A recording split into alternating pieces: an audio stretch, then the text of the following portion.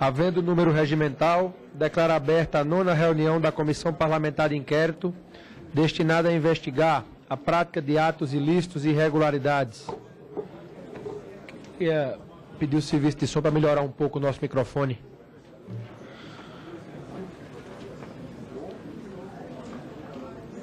Destinada a investigar a prática de atos ilícitos e irregularidades no âmbito da empresa Petróleo Brasileiro S.A., Petrobras, entre os anos de 2005 e 2015, relacionados ao superfaturamento e gestão temerária na construção de refinarias no Brasil, a constituição de empresas subsidiárias e sociedades de propósito específico pela Petrobras com o fim de praticar atos ilícitos, ao superfaturamento e gestão temerária na construção e afretamento de navios de transporte, navios plataforma e navios sonda, a irregularidades na operação da Companhia 7 Brasil e na venda de ativos da Petrobras na África. Informo aos senhores parlamentares que foi distribuída cópia da ata da 8ª reunião e, sendo assim, indago se há necessidade de sua leitura. Dispensada a leitura por solicitação do deputado... Presidente, gostaria de solicitar que seja lida a ata, por favor. Já foi pedida a dispensa. Não, eu gostaria de solicitar, com base no artigo 114, inciso 3. Gostaria de solicitar, por favor, presidente. Solicito o deputado Antônio Embaçaí, primeiro vice-presidente, que proceda a leitura da ata.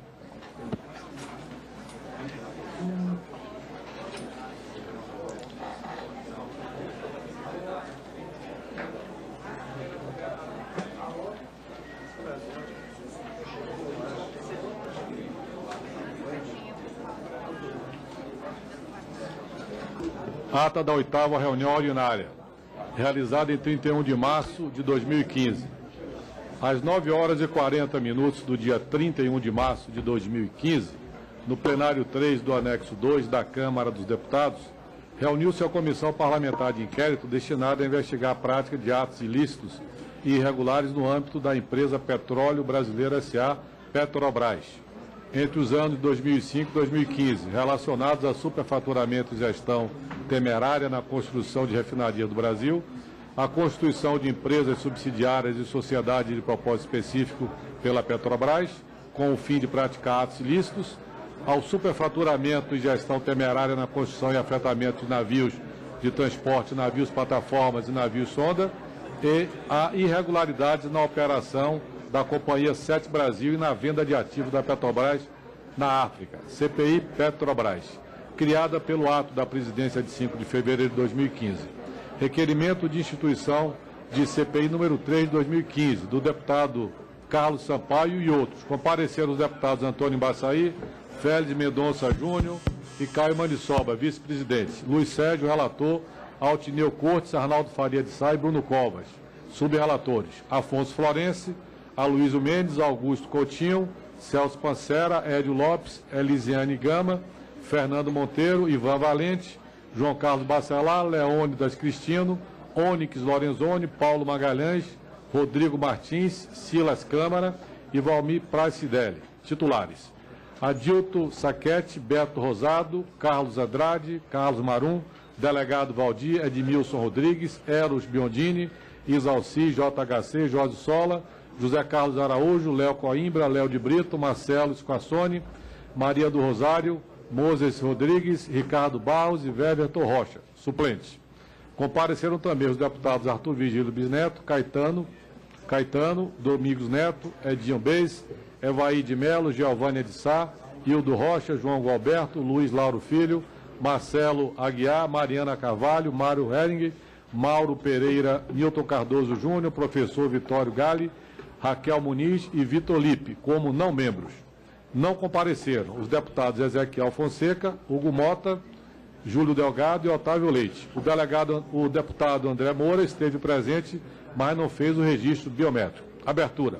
Havendo o número regimental, o deputado Antônio Embaçaí, primeiro vice-presidente, no exercício da presidência, declarou abertos os trabalhos e colocou à apreciação a ata da 7ª reunião realizada no dia 26 de março de 2015, tendo sido a leitura dispensada a pedido dos deputados Luiz Sérgio e Isalci. Colocada em votação, a ata foi aprovada. Expediente.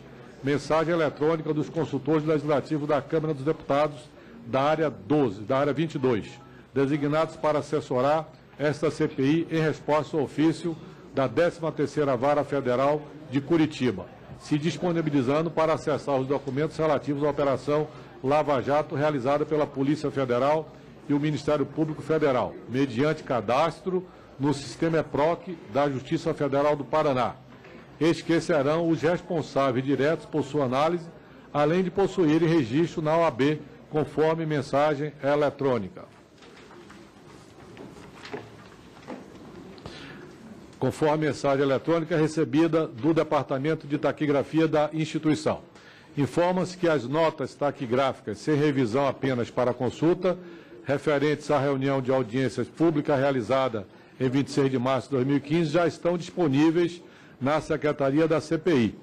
Memorando do diretor em exercício do Centro de Informática da Câmara dos Deputados, senhor Paulo Henrique Alves Araújo, designando os servidores Bruno Mendonça de Oliveira e Fernando Henrique dos Santos e Silva, para prestarem o auxílio requerido, ficando à disposição desta CPI.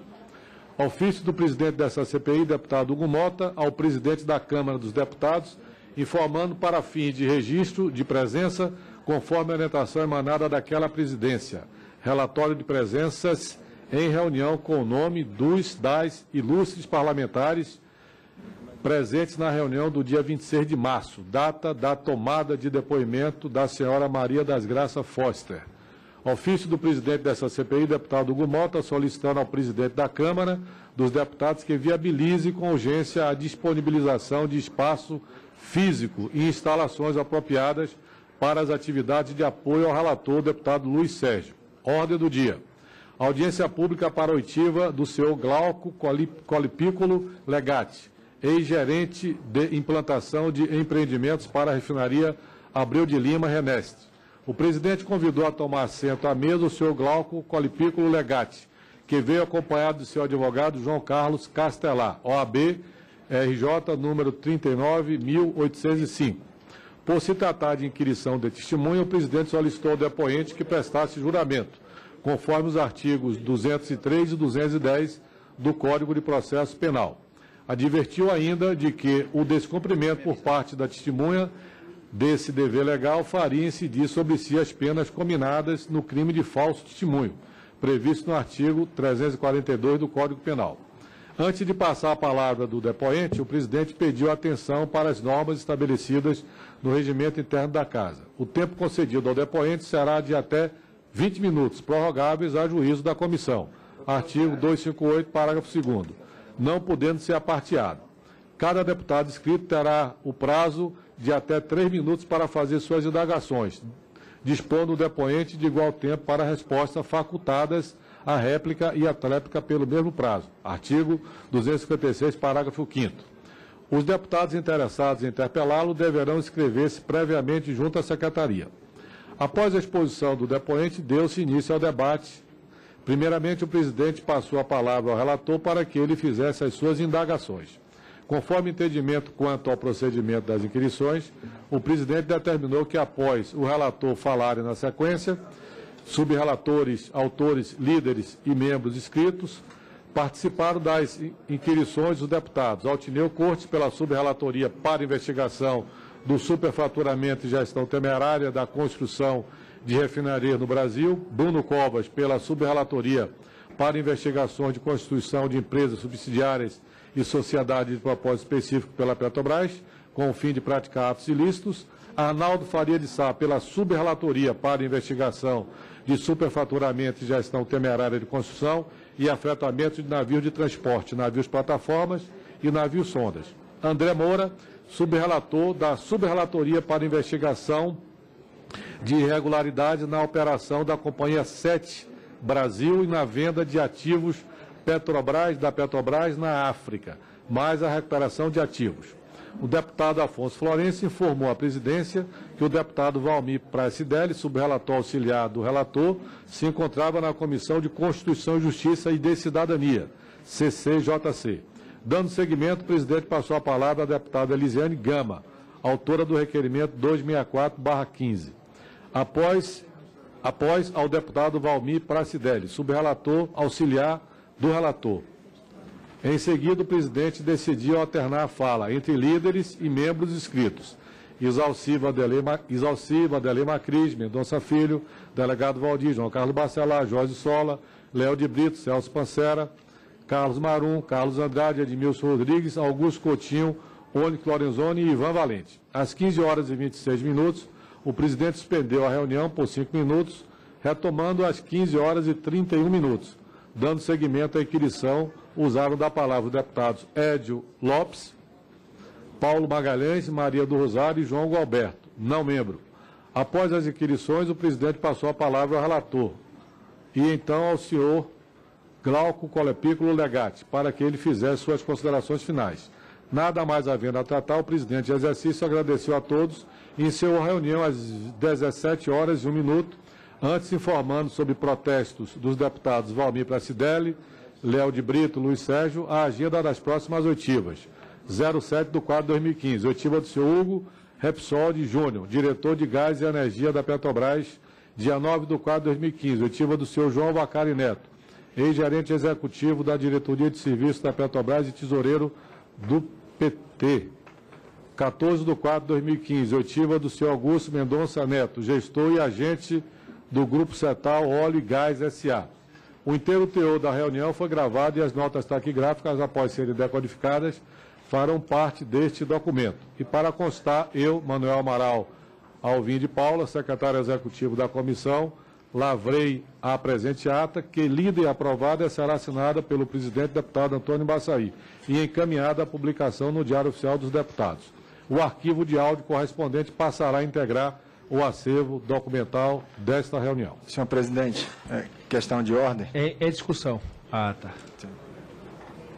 Não havendo quem queira discuti-la, coloca a ata em votação.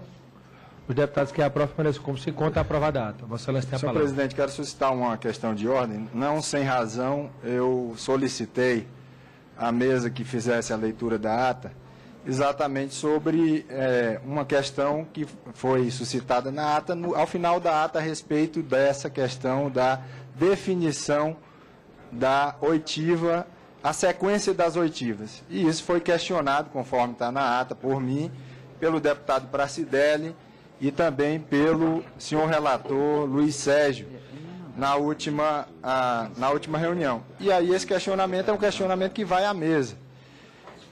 E naquele momento, o relator se reportou de maneira muito clara que havia um entendimento entre Vossa Excelência, presidente dessa comissão, e o relator, de que havia uma sequência já pré-estabelecida para que fossem feitas as oitivas desses convocados. E o que estava estabelecido naquele momento era de que o senhor Vacari, que nós não temos objeção, isso fica muito claro, nós aprovamos, inclusive, os requerimentos para que o tesoureiro do Partido dos Trabalhadores venha até esta casa dar declarações, ficou estabelecido, segundo o relator, um acordo entre o senhor e o relator de que seria no dia 23. E o presidente, de maneira monocrática, o presidente, naquele momento, vice-presidente, deputado nobre, deputado Embaçaí, a quem a gente respeita, e fizemos, inclusive, menção naquele momento da condução de maneira correta que foi feita naquela audiência pública, ele decidiu unilateralmente aquela situação de que o senhor Vacari seria ouvido agora no dia 9. E eu fiz um protesto muito claro naquele momento, de que a condução dos trabalhos ela vinha sendo feita de maneira muito correta e sem maiores assodamentos. Eu queria citar, inclusive, o discurso que foi feito pelo vice-presidente, que eu votei. Eu votei no senhor, a bancada do Partido dos Trabalhadores votou. E eu fiz questão de pegar nas notas taquigráficas o senhor se referindo com a seguinte palavra, aspas, aqui não haverá nenhum tipo de manobra diversionista. Nós não pretendemos também fazer nenhum tipo de teatro ou espetáculo. O que nós queremos, na verdade, é que todo brasileiro deseja verificar o que aconteceu, reerguer a Petrobras e penalizar quem tiver que ser penalizado. Eu entendo, e aí fui informado pela imprensa, eu entendo que a condução que foi feita, repito, ela foi uma condução partidarizada. uma condução que não condiz com essas palavras que eu ouvi do nosso vice-presidente, que, repito, votei no vice-presidente por reputar no senhor que daria a condução correta. Então, quero fazer essa objeção. E aí nós temos um adicional, infelizmente. Nós temos um adicional. Eu não quero fazer aqui, senhor presidente, nenhum tipo de pré-julgamento, mas é de conhecimento de todos. Essa semana, a notícia que foi dada na Folha de São Paulo, essa semana, a respeito, a seguinte informação: empreiteiras são acusadas de desvios no metrô de Salvador. E aqui, empresas envolvidas no escândalo... Eu estou escutando a questão de ordem de Vossa Excelência. Sim. Esse assunto não é inerente à CPI. Não, mas eu estou falando a respeito da condução da mesa, presidente. Não. A questão de ordem é a respeito da condução da mesa. Vossa Excelência... o que essa notícia que foi dada... E aí eu não vou fazer nenhum pré-julgamento, senhor presidente. Nenhum pré-julgamento, porque existe direito de defesa, existe presunção de inocência. Mas o que está em jogo aqui nesse momento? O caminho, o rumo das nossas investigações e a credibilidade, inclusive, das nossas investigações. Então, uma notícia como essa coloca uma suspeita, sim, sobre o nosso vice-presidente. Eu vou responder. Assim como teve as suspeitas, senhor presidente, sobre 2 membros que estão sendo investigados pelo STF, que saíram da comissão. Então, eu coloco aqui 2 questões nessa questão de ordem. Primeiro, a condução que foi feita, que para mim foi uma condução, com todo respeito, só pedir para Vossa Excelência concluir a questão de ordem. Estou concluindo. Nessa frase eu concluo. Tendenciosa, e essa questão, o fato, inclusive, que envolve as empresas que estão sendo investigadas, que até agora o povo do Brasil está querendo saber por que elas não vieram até essa CPI para ter depoimentos dessas empresas, que, como visto aqui, parece que já tem uma atuação em prefeituras, em governos estaduais, em épocas anteriores ao período que está sendo investigado por essa CPI. Essa questão de ordem, tem uma outra questão de ordem que eu vou colocar também, mas gostaria que o senhor respondesse, por favor. Peço como relator aqui.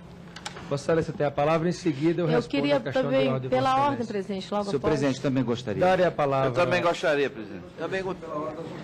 Não, eu escutei a questão de ordem do deputado Léo de Brito. Não tinha nenhum embasamento regimental para a questão de ordem que Vossa Excelência fez, mas com educação, então não era uma questão de ordem, era um esclarecimento. Então, por educação, deixei Vossa Excelência concluir. Darei a palavra ao relator, responderei a Vossa Excelência e seguirei com os trabalhos. Mais à frente, se necessário outra questão de ordem, daremos a palavra com tranquilidade, até porque nós temos aí hoje um dia cheio de votações nominais, com uma pauta bastante discutida aí, uma especulação muito grande sobre o que a Câmara vai votar hoje, e quanto antes pudermos fazer uma oitiva de qualidade, acredito ser o ideal para o dia de hoje. Darei a palavra ao relator e em seguida lhe responderei. Presidente, eu queria um esclarecimento, presidente, depois, se Vossa Excelência puder me conceder. Presidente, o primeiro lugar, em relação ao depoimento do Vacari, não teve e não terá aqui a oposição minha. Encaminhei favorável e votei favorável. O desentendimento que teve, e é bom que fique esclarecido, foi que eu me reuni com Vossa Excelência e estabelecemos um cronograma com uma lógica, né? E por esse cronograma que nós estabelecemos, que eu também aqui anunciei, o dia 9 ficaria, hoje nós ouviríamos, como vamos ouvir, o Hugo Repsoldi, que falará principalmente sobre a Gazene, que é um dos eixos da CPI. O dia 9 ficaria reservado às subrelatorias. No dia 14, o Augusto Mendonça, primeiro empresário. Dia 16, Luciano Coutinho, do BNDES. E dia 23, o Vacari. O deputado Ibaçaí, que presidia a sessão, resolveu de ofício inverter e colocar o Vacari no dia 9. Né? Teve um deputado, eu teria que olhar na ata, que depois da polêmica, inclusive, deu como sugestão que o Augusto viesse no dia 9 e o Vaccari no dia 14, que eu prontamente aceitei, que o deputado Ibaçaí não concordou. Esta não concordância evidencia um objetivo claro, que é não ter a explicação do Vaccari, mas ter o Vaccari no dia 9, uma vez que estão se convocando manifestação no Brasil no dia 12. Então, ver a CPI servir de objetos ou de objetivo para se potencializar ou não uma manifestação que é legítima, que se organize, o que não pode é a CPI ser instrumento disso. Ela acaba atestando e comprovando uma negação do objetivo pela qual ela foi criada. Isso eu lamento. Tanto é que, quando o deputado, acho que Augusto, propôs, eu de pronto concordei, porque ficaria esclarecida essa dúvida para não pairar nenhum questionamento sobre a CPI de que nós estamos usando a CPI para potencializar movimento de A ou B. Então, isso eu lamento. Isso eu lamento. E lamento porque nós tínhamos acertado um cronograma. E o cronograma tem uma lógica na minha cabeça enquanto relator, porque o esquema de corrupção se estabeleceu entre diretores da Petrobras e empreiteiras, chegou, como é questionável, que vai ter que se explicar, a partidos e a parlamentares. Então, nós estamos saindo da Petrobras direto para a presidência de partidos, como se o PT fosse o único partido dessa cadeia citado. Eu acho isso um equívoco e um erro, e fica como um atestado de negação dos objetivos pelos quais a população brasileira espera de nós nessa CPI. Respondendo às duas questões de ordem, porque são similares, o esclarecimento a ser feito por este presidente havia sim conversado com o relator informalmente na liderança do PMDB. Esse calendário que ele está passando, ele chegou a ser conversado. Ao viajar, como é sabido pela imprensa, pelos companheiros, eu tive o cuidado de avisar antes de viajar. Essa pauta não foi anunciada por mim. Ela não foi citada em nenhuma reunião. Ela foi conversada com o relator, acredito eu, na quarta-feira, ou na quarta ou na quinta, não lembro bem. E aí eu viajei na sexta-feira e domingo viajei para fora, na viagem já havia pré-marcado. Ao termos a oitiva na terça-feira, estando viajando, o presidente de fato e de direito é o deputado Antônio Ibaçaí, que é o primeiro vice-presidente eleito por esta CPI. E ele entendeu ser necessário, eu não havia passado esse cronograma para o deputado Ibaçaí, porque eu queria anunciar. Como eu não anunciei, o deputado Ibaçaí, sem saber o que estava marcado para o dia 9, anunciou a oitiva do senhor Vaccari. Quando foi na quinta-feira, fui contactado por alguns órgãos de imprensa do Brasil, já um dia depois do fato, soube através de mensagens da minha assessoria que isso havia sido feito, e como eu tenho feito em todos os atos prévios a este, eu não tenho desrespeitar a decisão tomada pelo primeiro vice-presidente. Então, qual foi a declaração que eu dei? Que a agenda marcada pelo deputado Antônio Ibaçaí, ela seria mantida. Então, foi uma decisão nossa, essa decisão está tomada. Presidente, agora o que ficou para concluir, eu esperei com muita educação Vossa Excelência concluir, espero ser tratado da mesma forma. Então, mantive o agendamento feito pelo deputado Ibaçaí do dia 9 ser o tesoureiro do PT, senhor João Vaccari, e na próxima terça-feira o senhor Augusto Coutinho, que é o primeiro empresário empreiteiro. Augusto Coutinho não. Augusto Coutinho não, desculpa. Augusto Mendonça. Não mistura os Augusto não, pelo amor de Deus. Desculpa, Augusto. A nossa amizade. Tem o Hugo também aqui hoje, né? Tem o Hugo também hoje aqui, né? Então, é muita gente com o mesmo nome. Então, mantive o depoimento também do senhor Augusto Mendonça para a próxima terça. Então, gostaria de fazer esse esclarecimento. Entendo as questões colocadas de ambas as partes. Aqui eu não estou para julgar quem acertou, quem errou, eu estou para cumprir o regimento.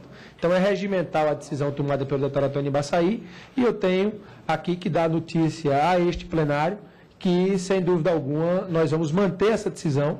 E, além do mais, o senhor João Vaccari, ele foi citado em diversos depoimentos aqui já na CPI, isso é sabido por todo o Brasil, e acredito que o seu depoimento, ele, em acreditando que ele irá falar a verdade, não haverá prejuízo sobre o tempo em que ele virá. Quando você diz a verdade ela prevalece por tempos em tempos, não é uma semana, 2 semanas, 3 semanas que vai mudar a verdade. Então, como o senhor João Vaccari irá, acredito eu e torço eu, falar a verdade na próxima quinta-feira, não vejo prejuízo nenhum para a investigação. Então, essa é a decisão da presidência, o depoimento está mantido. Só uma pergunta, senhor presidente, ainda sobre essa situação, porque ficou deliberado aqui que o vice-presidente iria até Vossa Excelência para consultá-lo a respeito. Eu gostaria só de saber se foi o que foi deliberado. Não, foi o que foi deliberado. Depois que ele anunciou, ele tomou a decisão. Então, foi uma decisão tomada pelo presidente em exercício. Da mesma forma que se eu estivesse na posição que ele está e ele estivesse na minha, e eu tomasse uma decisão e ele desfizesse a decisão que eu havia tomado, ele estaria me desrespeitando. Eu não posso desrespeitar um colega. Isso é uma atitude mínima para a boa convivência, não só nessa CPI, mas dentro do parlamento. Então a decisão está mantida, vamos tocar os trabalhos. Senhor presidente, só uma pergunta, a palavra como líder. Uma indagação, senhor presidente. Aquela indagação rápida, só para indagar se já foi... no leite 30 segundos. Já solicitar 30 segundos. Já foi agendado, já foi definida a data para a visita da CPI ao Comperj. Nós aprovamos o requerimento e eu julgo da maior importância, da maior urgência. Há notícias hoje que realmente, enfim, nos deixam perplexos. 45 bilhões é o que se estima de prejuízo em função das decisões equivocadas em relação ou corrupção, assomado, tudo vai em relação ao Comperj. Eu, inclusive, quero dar a ciência que entrei com em representação no Tribunal de Contas da União para que se apure as responsabilidades daqueles que tomaram essas decisões absurdas em relação ao Comperj. Obra paralisada, eram 4 equipamentos, apenas um está ainda em andamento, aliás, paralisada semana passada, 10 mil demitidos. É urgente a ida dessa CPI ao Comperj. Isso sim interessa ao Brasil imediatamente. Iremos ser informado. Ainda não foi marcado o dia da visita, mas irei fazer reunião de trabalho com o relator e subrelatores. O deputado Altineu está aqui, compete a sua subrelatoria. Iremos marcar o quanto antes a visita ao Comperj, atendendo o requerimento de Vossa Excelência. Por favor, segunda questão de eu darei a palavra ao deputado Ivan Valente como líder. Ele tem precedência, em seguida Vossa Excelência e depois do esclarecimento. Deputado Ivan, pela liderança do PSOL. Presta atenção quem está cronometrando o tempo para que seja respeitado o tempo de liderança do deputado Ivan. Qual é o meu tempo, presidente? Se não me engano, 3 minutos. Eu queria colocar, senhor presidente, nesse momento o seguinte: eu acho que essas coisas estão sendo mal resolvidas mesmo. Porque quando começou a reunião, esse assunto foi levantado na reunião passada, no começo. O deputado Embaçaí não afirmou que convocaria o Vaccari. Ele só anunciou isso no final. No final. Tá? Eu não tenho nenhum problema de convocar o Vaccari, eu apoio a convocação do Vaccari. Mas a bem da verdade. Segundo, o relator devia expor o que ele tem na comunicação que teve com Vossa Senhoria a presidência. Né? Exponha o que Vossa Excelência tem, o combinado do dia 23, porque até agora não está formalizado. O senhor tem que formalizar também. Em terceiro lugar, eu quero demonstrar, senhor presidente, minha insatisfação com a condução dos trabalhos nessa CPI. E acho que, entende, nós não podemos continuar fazer depoimentos como o de hoje, como foi da Graça Foster, ou da semana passada, sem convocar o senhor Iosef, que fez novas declarações ontem em relação a Queiroz Galvão, envolvendo todo um partido, inclusive o PSDB, e o senhor Sérgio Guerra, falecido. Está aqui nas notícias de hoje. Nós não podemos mais deixar de votar requerimentos que são prioritários para esclarecer o que está acontecendo naquilo que a população quer ouvir, não sobre o gasoduto entre o Espírito Santo e a Bahia, mas eu quero saber exatamente o que o senhor Fernando Soares, operador, entende, não foi até agora convocado, porque o Vaccari já foi, o Duque já foi. Por que o senhor Fernando Soares até hoje não foi votado a sua convocação? Por que não tem prioridade? O senhor Jaime de Oliveira, por que não tem prioridade? O senhor Júlio Camargo, que tem depoimento de delação premiada, vários que têm delação premiada, pode vir depor aqui. Terceiro, inaceitável declarações que são feitas que não se proporá mais que pessoas presas venham depor aqui. Claro que tem que vir depor aqui. A CPI tem poder de polícia, tem poder investigativo. Eu entendo isso como um bloqueio da nossa investigação. como nós trouxemos o Renato Duque, qualquer outro cidadão que está preso pode depor. É inconcebível que nenhum empreiteiro tenha vindo depor aqui com várias delações premiadas. Essa CPI corre o risco de se desmoralizar. Sinceramente, eu não vou acatar e não vou aceitar isso. Nós precisamos fazer uma reunião de emergência para traçar um novo plano para ouvir as pessoas e também quero considerar que pessoas que sejam citadas em processos como tendo participado da Lava Jato e das empreiteiras se sintam impedidas sim. Nós levantamos isso no primeiro dia, entende? E vamos continuar levantando para que os trabalhos andem. Então, senhor presidente, não há satisfação com o desempenho da CPI e nós temos que tomar muito cuidado com a sociedade, com a opinião pública, porque a CPI tem que cumprir um papel investigativo isento, global, para entender o que está se passando, inclusive com financiamento empresarial de campanha nesse momento. Eu queria usar meu tempo de líder país e convidar os novos pares e Vossa Excelência que convoque uma reunião extraordinária da CPI para a gente reordenar os trabalhos e aprovar os requerimentos necessários a elevar a CPI à sua condição de investigação. Agradeço a Vossa Excelência. Darei a palavra ao deputado Pancera pela liderança. Só antes, questão de ordem, Vossa Excelência pode... Rapidamente, presidente, é só em relação à condução dos trabalhos, para o senhor esclarecer como vai ser de agora em diante, porque nós tivemos em vários depoimentos aqui situações em que os depoentes, mesmo não sendo, inclusive, investigados, foram ultrajados, foram desrespeitados por vários deputados, inclusive ferindo o próprio Código de Ética e Decoro Parlamentar. E eu queria levantar exatamente essa questão de ordem para o senhor esclarecer, para que a gente tome todos os cuidados em relação aos próximos depoimentos, tá? Em relação a essa condução, inclusive, que condiz com o próprio Código de Ética e Decoro dos parlamentares. Aí eu queria que o senhor se expressasse a esse respeito, para que a gente tenha uma regra muito clara. A condução, deputado Léo, ela continuará sendo transparente como foi no princípio e, espero eu, seja até o final dos trabalhos. Nós temos aqui o compromisso com a verdade. Eu não trago para cá nenhuma novidade. Sempre que eu posso ou vou anunciar algum depoimento, tomar alguma decisão que eu poderia fazer de ofício, eu tenho feito da forma mais democrática possível, tenho procurado me esforçar para fazer a CPI funcionar, tenho dado a maior contribuição que eu tenho conseguido, dentro das minhas limitações, dar para ser uma CPI que realmente atende os anseios do povo brasileiro. Então, nossa tratativa continuará sendo essa. Vossa Excelência tem todo o direito de questionar, de perguntar, de abordar e usar o Código de Ética, se assim achar necessário. É um direito que Vossa Excelência tem, mas estaremos sempre à disposição para fazer quaisquer esclarecimentos necessários sobre a condução dos trabalhos. Deputada Elisiane. Só uma observação. Darei a palavra. Em relação à fala do deputado Ivan Valente. O caso específico do Youssef, o requerimento da convocação já foi aprovado quando os senhores aprovaram o plano de trabalho.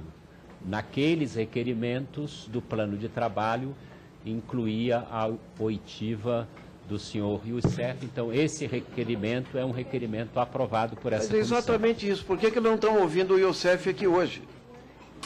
Presidente, eu darei a palavra. Doutora Elisiane, pedi para a senhora Vossa Excelência ser concisa, que eu darei a palavra ao deputado Celso seguinte. Tá. Presidente, eu queria uma informação de Vossa Excelência. Primeiramente, como é que está a contratação da CROL, contratos e quando, de fato, teremos os trabalhos da CROL?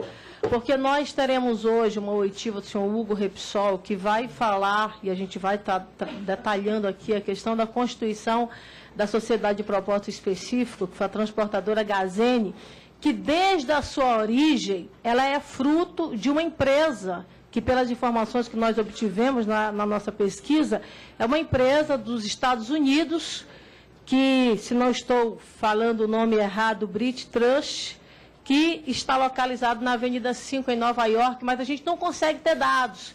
A CROL tem know-how suficiente para nos ajudar nessa investigação e eu queria saber de Vossa Excelência em que pé está, de fato, a contratação. A contratação ela já foi formalizada, a minuta do contrato que a Diretoria-Geral da Câmara elaborou tem uma reunião conosco hoje ao final da nossa oitiva.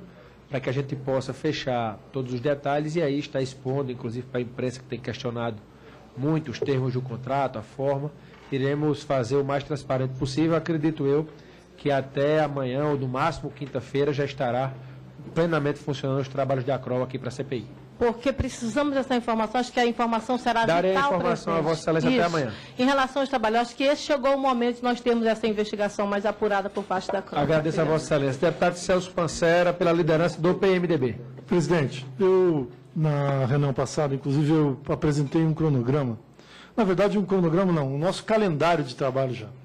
Parece que estamos há muito tempo instalados, mas nós fizemos dia 13, agora de abril, um mês de funcionamento da CPI. E a CPI já avançou para aprovar 200 e tantos requerimentos. E a gente tem trabalhado muito nessa CPI. E nós do PMDB não temos o direito de ficar fazendo ilações. Nós temos a responsabilidade de ter a presidência dessa comissão e a presidência da casa. Nós temos a responsabilidade de que essa comissão funcione a contento e que venha a gerar um relatório final que contemple os anseios da população brasileira que está de olho no nosso funcionamento. E nós temos essa dimensão, nós temos a urgência disso e achamos muito importante que ela funcione, que ela tenha uma estabilidade política, funcione e que siga o seu cronograma. Entretanto, a gente o tempo todo fica ouvindo falas de ilações, de como se nós não tivéssemos essa responsabilidade, como se estivéssemos colocando alguma coisa para debaixo do tapete. Inclusive, de minorias que não têm a responsabilidade que nós temos de conduzir esse trabalho. Tem gente que tem responsabilidade e gente que fala para a plateia, do jeito que quer, do jeito que pode. Mas nós temos a condução e a necessidade de conduzir bem essa comissão. E estamos trabalhando para isso, lendo as relações premiadas, lendo os depoimentos a que a gente tem acesso, buscando informações para que nós consigamos, a cada oitiva, avançar nas perguntas e ter respostas consistentes. Eu, junto com a nossa bancada do PMDB, fizemos um estudo. E sobre isso, até que o deputado do PSOL acabou de falar. Nós concluímos que existem 56 requerimentos que tratam de oitiva de pessoas que estão presas em Curitiba. 56 requerimentos. São 19 pessoas e são 56 requerimentos envolvendo essas pessoas. E nós achamos também que para que se dissipe esse ambiente de que não se quer investigar, de que a gente não quer avançar na investigação, e dentro das normas dessa casa, inclusive reiterado pelo presidente Eduardo Cunha, de que o ideal é que a gente não traga para cá mais pessoas que estão presas, até porque o que veio para cá, que foi o Duque, né, o Renato Duque, quando a gente aprovou a convocação dele, ele ainda não estava preso. Né? E aí o presidente, em função disso, do cronograma da CPI, etc., abriu uma exceção. Então, o que eu queria falar para o presidente? O requerimento 607, né, da bancada do PMDB, ela propõe o que a gente pode chamar de Operação Curitiba. A gente ir para Curitiba, ouvir essas pessoas. O senhor Adir Assad, Agenor Franklin Magalhães Medeiros, Alberto Youssef, Dário Queiroz Galvão Filho, Eto Medeiros Fonseca, Fernando Antônio Falcão Soares, Gerson de Melo Almada, Guilherme Esteves de Jesus, Iara Galdino, João Ricardo Auler, José Aldemário Pinheiro Filho, João Ricardo Nogueira Breguiroli, Mário Frederico Mendonça de Góes, Matheus Coutinho de Sá de Oliveira, Nelma Kodama, Nestor Cerveró, Renato de Souza Duque, Ricardo Ribeiro Pessoa e Sérgio Cunha Mendes, que se encontram detidos em decorrência da Operação Lava Jato. O que eu estou propondo, presidente? Como o PMDB não tem operador, não tem tesoureiro citado na CPI, não tem medo da investigação, que nós façamos um acordo agora de liderança aqui e a gente faça uma votação de consenso aqui, nesse momento, aprovando o requerimento, 607, todos os outros 56 que são com relatos com eles, e a gente monte uma ida o mais rápido possível para Curitiba, vamos fazer essa operação em Curitiba, ouvir essas 19 pessoas. Essa é a proposta do PMDB, que não tem medo de investigação, quem não deve não teme, para que nós possamos avançar na investigação, como tanta gente está dizendo que a gente não quer investigar. Este presidente, desde o início dos trabalhos, nós sempre dissemos aqui que o nosso trabalho seria transparente e compromissado com a investigação. Nós temos aqui uma praxe, deputado Celso, que é de, em sessões de oitivas, não fazermos nenhuma apreciação de requerimento, mesmo que seja extrapauta. Como Vossa Excelência traz aqui o levantamento e um pedido de vários partidos, acredito eu aqui que mais de 50 requerimentos, Vossa Excelência levantou, se for de comum acordo das lideranças, este presidente não tem nenhum problema em fazer. Isso é para deixar claro, eu quero só deixar aqui o nosso posicionamento. Se for de comum acordo, se não for, não será apreciado. Eu não quebrarei de maneira alguma o rito dos trabalhos. Estaria abrindo exceção, mas deixando claro que em sessões de oitivas não faremos apreciação de requerimentos, mas aqui, para deixar claro o nosso compromisso com a investigação, eu me coloco à disposição de fazer esse acordo. Fica a cargo dos líderes partidários e dos partidos decidirem se irão votar ou não, mas acata a sugestão de Vossa Excelência. Maria do Rosário. Pois eu queria falar também, presidente. Não existe contradito, o deputado Celso falou como líder. Eu queria só manifestar uma opinião, presidente. No momento certo, daria a palavra a Vossa Excelência. Excelência. Eu pedi uma questão de ordem, porque justamente pela ordem, eu, de fato, acredito que Vossa Excelência deve ouvir as propostas como presidente. Eu estou aqui para ouvir. Então, eu deixei bem, claro que nós não temos nenhum problema em abrir uma exceção. Não havendo acordo, na sessão deliberativa apreciaremos. Presidente, só me permita então concluir minha questão. Sendo assim, o deputado Celso fez uma proposta. Mas o deputado Ivan havia anteriormente, pelo PSOL, feito uma proposta. Qual seria a Ele fez uma proposta. Então, como Vossa Excelência... Eu só quero concluir, deputado Ivan.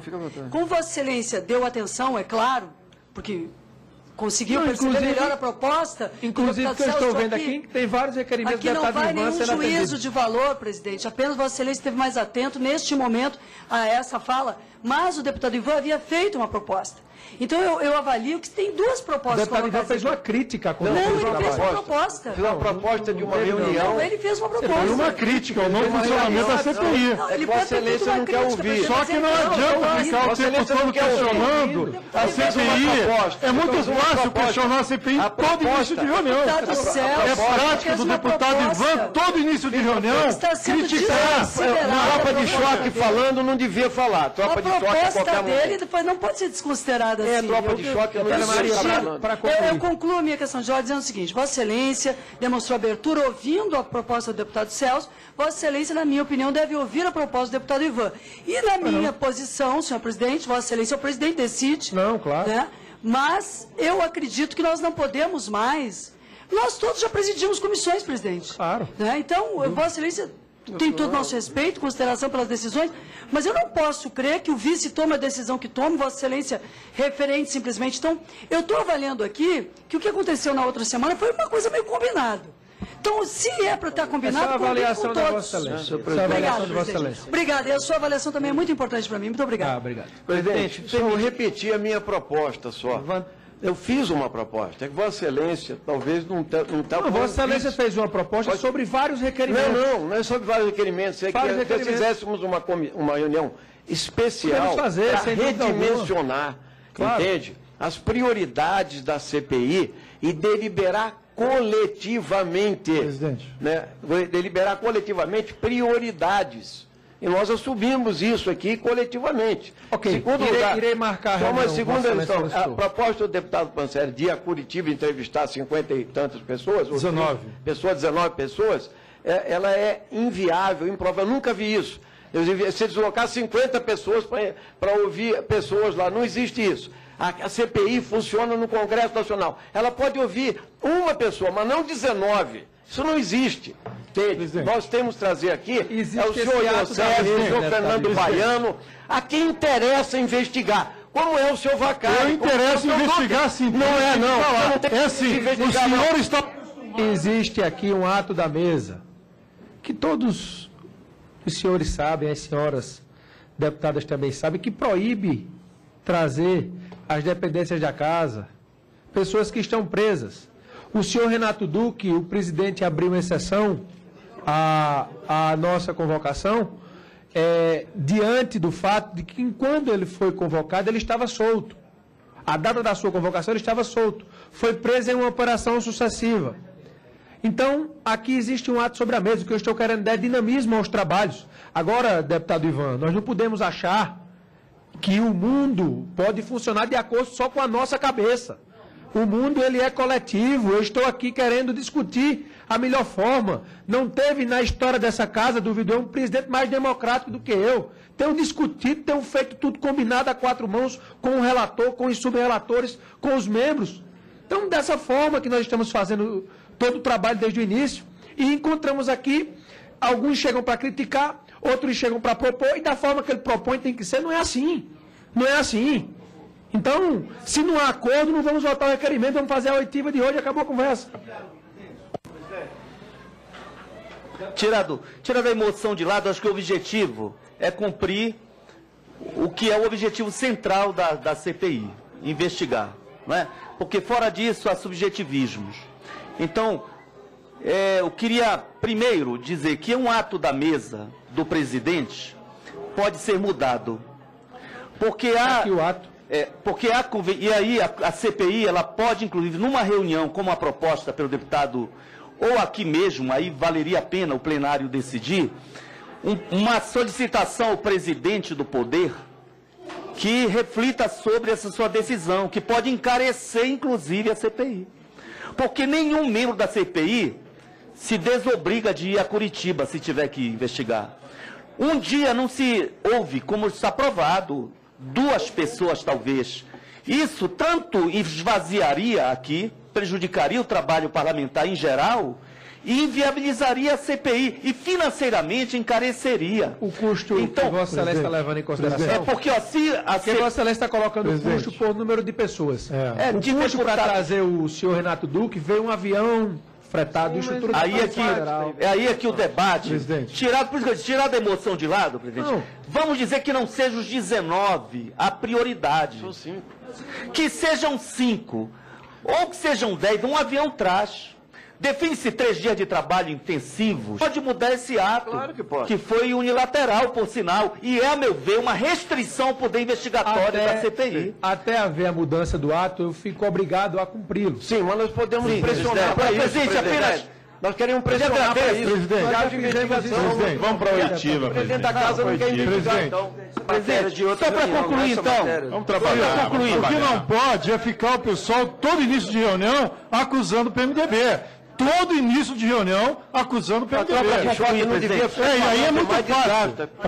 Para concluir, doutora Edmilson. Para agradecer o diálogo, primeiro ponto, respeitando a proposta do deputado Pancera, ela pode ser debatida e aperfeiçoada na reunião, que Vossa Excelência já concordou. Iremos marcar uma reunião de trabalho. E segundo, para fechar, é o seguinte, está claro que a sociedade brasileira, a própria imprensa e qualquer um de nós sabe que está pouco frutífero, apesar dos esforços de leitura, da oitiva e tudo mais. Vamos ouvir aqui por quantas horas agradeço a Vossa Excelência. Subgerente e tirar muito menos do que se pode tirar se realmente é planejarmos. Agradeço a Vossa Excelência. O que eu quis deixar claro aqui é que esta presidência tem o compromisso de investigar e ir a fundo aonde quer que necessário for, para que a gente possa, sem dúvida alguma, elucidar os casos envolvendo a corrupção na Petrobras. E ainda tem aqui no artigo 36, no seu inciso 4º, que a Comissão Parlamentar de Inquérito poderá, observada a legislação específica, deslocar-se a qualquer ponto do território nacional para a realização de investigações e audiências públicas. Então, se for aprovado, é regimental. Então, fica a cargo de Vossas Excelências, nós temos aqui o compromisso em trazer aqui, se necessário for, em ir até lá, O que nós queremos é ouvir o maior número de pessoas para que possamos subsidiar o trabalho dos subrelatores e do senhor relator. Deputado Augusto Coutinho, em seguida, seguirei com os trabalhos. Presidente, serei rápido. Primeiro, eu quero aqui reiterar algumas coisas que eu acho que foram colocadas oportunas. Eu acho que tem numa CPI com tantos desdobramentos, tem de se ter prioridade. E a prioridade, por exemplo, eu concordo com o Ivan, ouvir o senhor Youssef. Agora, se a gente não revogar esse ato do presidente, a CPI vai ficar com ineficácia. A gente não vai poder, as peças importantes de toda essa estrutura estão presas. E a gente não vai poder ouvi-las. Nós não vamos poder ouvir os empreiteiros e os empresários, que temos de ouvir também. Então, eu acho que algumas colocações. Agora, eu quero, inclusive, dizer que também não dá. Aí, o encaminhamento que foi dado pelo companheiro do PMDB, não dá para ir para ouvir 19. É óbvio que não dá. Então, a gente pode até fazer uma agenda, priorizar e ir lá. Agora, a CPI, presidente, até para que ela funcione, e eu estou aqui com o intuito de que ela funcione e dar minha contribuição, como tenho certeza Vossa Excelência e todos que estão aqui. Então, a gente precisa resolver esse problema dessa decisão da mesa de não poder ouvir preso. Ou não pode ouvir preso, alguns podem, outros não podem. Tem de poder ouvir todo mundo. Seja de qual partido seja agente de que partido for, mas a gente precisa aqui, de uma forma isenta, fazer isso, até para se ter credibilidade. E eu tenho certeza, e quero dizer, até, presidente, e aqui fazer o testemunho, que acho que Vossa Excelência está com muita equilíbrio, tocando a CPI, como o nobre relator também está fazendo isso, e por isso que eu acredito que a gente vai ter e poder chegar a bons termos, mas tem de resolver essas coisas. Agradeço a Vossa Excelência. Expediente. Comunica aos senhores deputados o recebimento dos seguintes expedientes. Ofício do deputado Everton Rocha, justificando a ausência nos trabalhos desta CPI no dia 26 de março de 2015, devido à sua participação em audiência pública na cidade de Imperatriz, Maranhão, sobre obra de duplicação e adequação na BR-010. Ofício número 26, de 30 de março de 2015, da Agência Nacional do Petróleo, Gás Natural e Biocombustíveis, com informações de produção de petróleo e gás natural, processamento de petróleo e produção de derivados referentes ao período de 2004 a 2015, registrando que não dispõe de projeções atualizadas para a área de produção e refino para os próximos 10 anos, enviado em resposta ao ofício 46 de 2015 desta comissão, conforme requerimento 248 de 2015 dos deputados Félix Mendonça Júnior e Everton Rocha, aprovado em 5 de março de 2015. Informo a comissão a lista de consultores e assessores à disposição desta CPI. CPI Geral, Álvaro Gustavo Castelo Paruker, consultor legislativo da Câmara dos Deputados, da área 12, Recursos Minerais, Hídricos e Energéticos. Marcelo Arthur Manzan Guimarães, consultor legislativo da Câmara dos Deputados, da área 22, Direito Penal, Direito Processual Penal, Direito Constitucional e Procedimentos Investigatórios Parlamentares. Márcia Maria Bianchi Prates, consultora legislativa da Câmara dos Deputados, da área 22, Direito Penal, Direito Processual Penal, Direito Constitucional e Procedimentos Investigatórios Parlamentares. Paulo Roberto Ossami Araguchi, consultor legislativo da Câmara dos Deputados, da área 8, Administração Pública. Auditores Federais de Controle Externo do Tribunal de Contas da União, Antônio Ricardo Pires dos Santos, Gestão de Informação Estratégica do TCU, e João Batista Ferreira Júnior, Secretaria de Fiscalização e Infraestrutura de Petróleo, Gás Natural e Mineração do TCU. CENIM, servidores técnicos, os senhores Bruno Mendonça de Oliveira e Fernando Henrique dos Santos e Silva. Da CGU, Antônio Carlos Romeiro Messias da Costa, analista de Finanças e Controle da CGU. Relatoria do deputado Luiz Sérgio, tem consultor o senhor Paulo César Ribeiro Lima, consultor legislativo da Câmara dos Deputados da área 12, Recursos Minerais, Hídricos e Energéticos, coordenador, Carlos Antônio Mendes Ribeiro Lessa, consultor de Orçamento e Fiscalização Financeira da Câmara dos Deputados, Walter Pereira Porto Júnior, assessor da Diretoria de Controles Internos do Banco do Brasil. As subrelatorias, consultor legislativo da Câmara dos Deputados, a primeira subrelatoria do deputado Tineu Cortes, os senhores Álvaro Gustavo Castelo Paruker, Francisco José Rocha de Souza, Márcia Maria Bianchi Prates.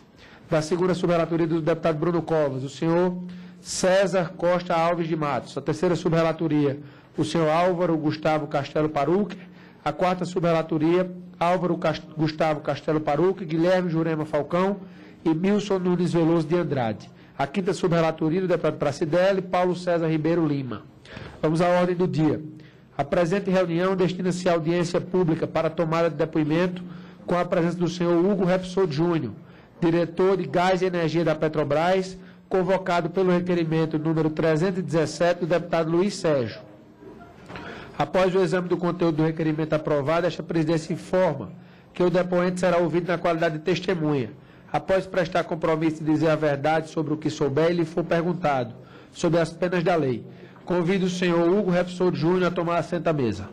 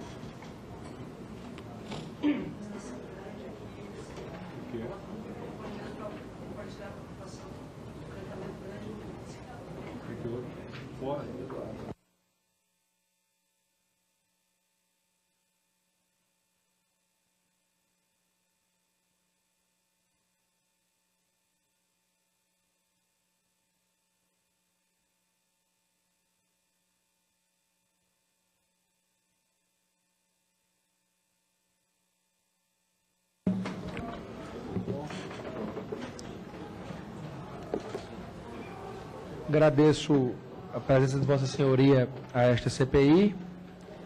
Registro que Vossa Senhoria prestará seu depoimento na qualidade de testemunha. Nesse sentido, recaindo sobre a testemunha intimada a depor o dever de dizer a verdade, exorto Vossa Senhoria a prestar o compromisso de fazê-lo sobre o que souber e lhe for perguntado, nos termos do disposto nos artigos 203 e 210 do Código de Processo Penal.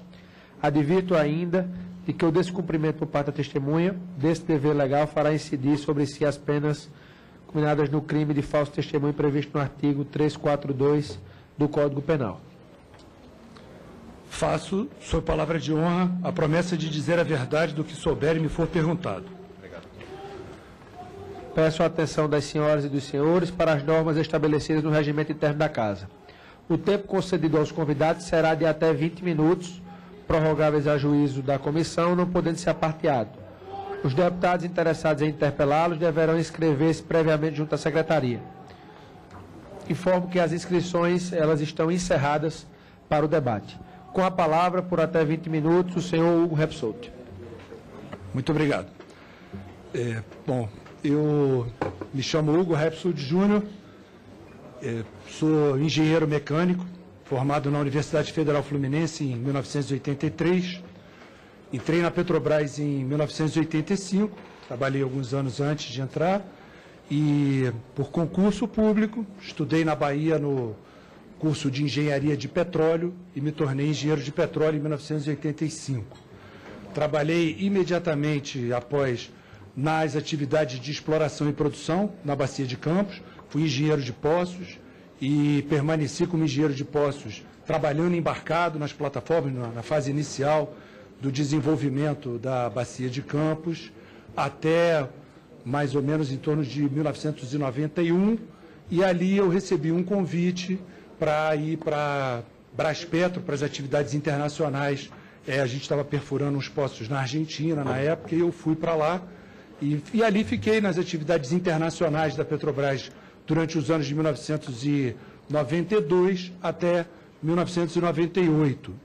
E naquele momento estava havendo a abertura do setor petróleo no Brasil e o início das parcerias, e eu voltei a trabalhar na Petrobras no setor de exploração e produção, com aquele processo inicial de parcerias, de licitações e leilões da ANP, a formação da ANP nessa fase inicial, e fiquei trabalhando com as atividades de exploração e produção até o ano de 2010. Né? Durante esse período, eu passei a ocupar algumas funções gerenciais, as primeiras ligadas aos projetos, depois às atividades de gestão de portfólio, de controles e de planejamentos, basicamente funções corporativas na exploração e produção, até o final do ano de 2010, quando eu passei a ocupar algumas funções corporativas já no nível de gerente executivo, e quando fui, então, no início de 2012, para a área de gás e energia,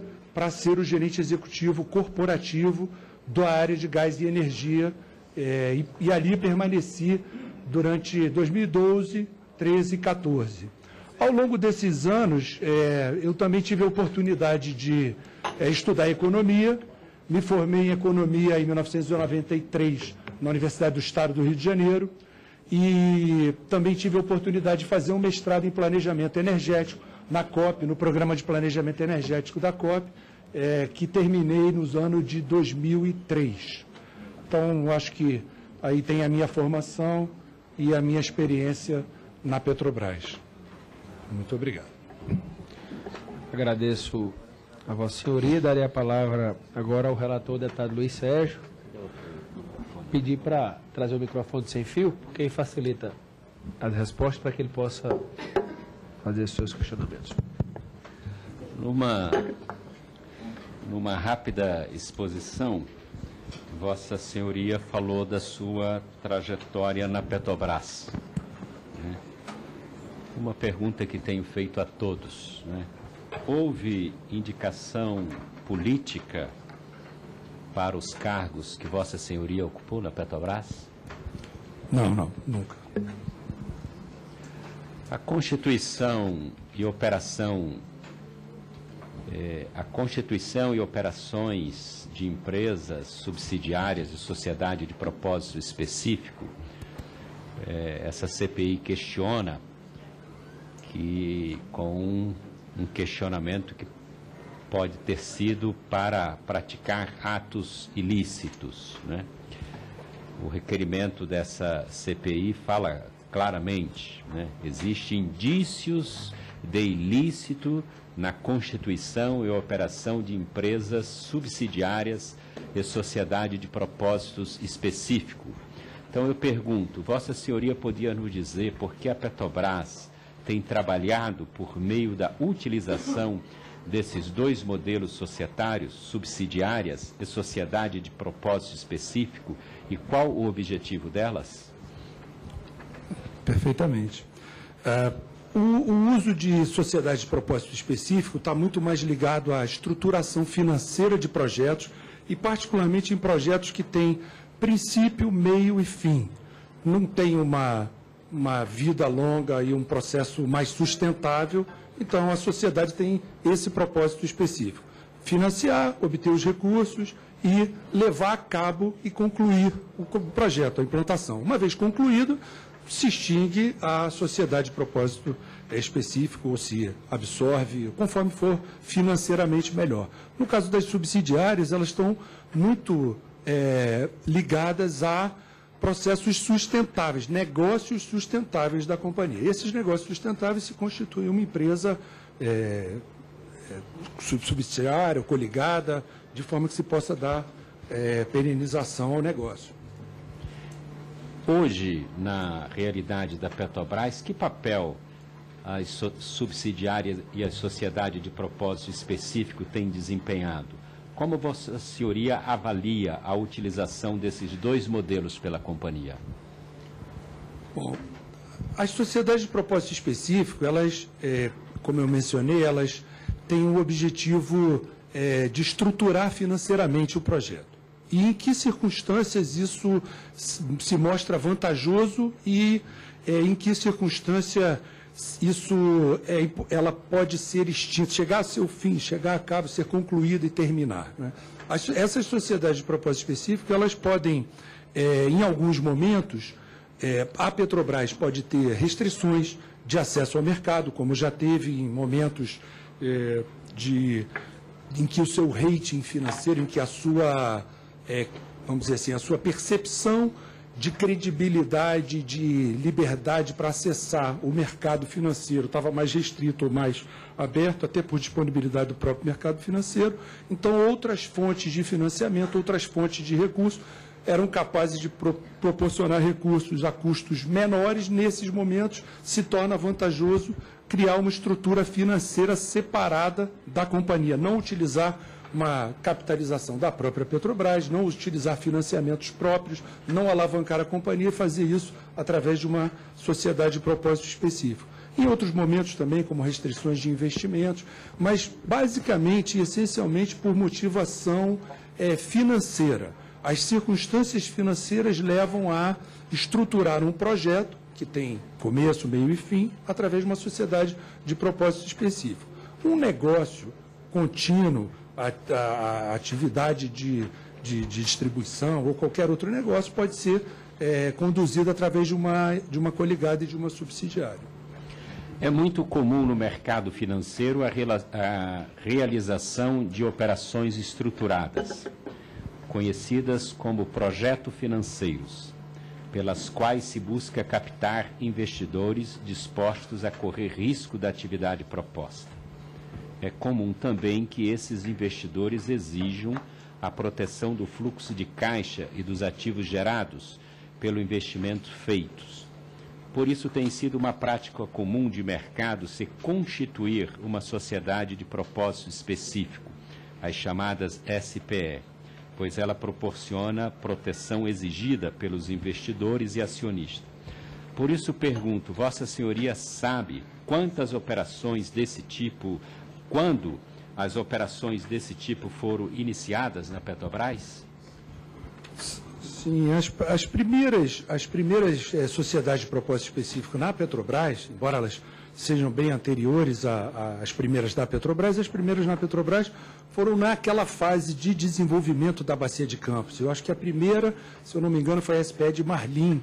Depois se implementou para o desenvolvimento de Espadarte, Voador, Marimbá. A caminhada para Águas Profundas se deu e muito baseado em projetos estruturados financeiramente. Era um momento em que o patamar do porte financeiro desses projetos dava um salto em complexidade e em porte financeiro, e esse salto foi viabilizado através da estruturação financeira desses projetos. Então, houve SPEs a partir de 1994 ou 96, se eu não me engano, é a primeira SPE para Marlim, depois seguem-se outras, Espadarte, Voador, Marimbá, depois Barracuda, Caratinga, e até chegar nessas SPEs para a construção dos gasodutos.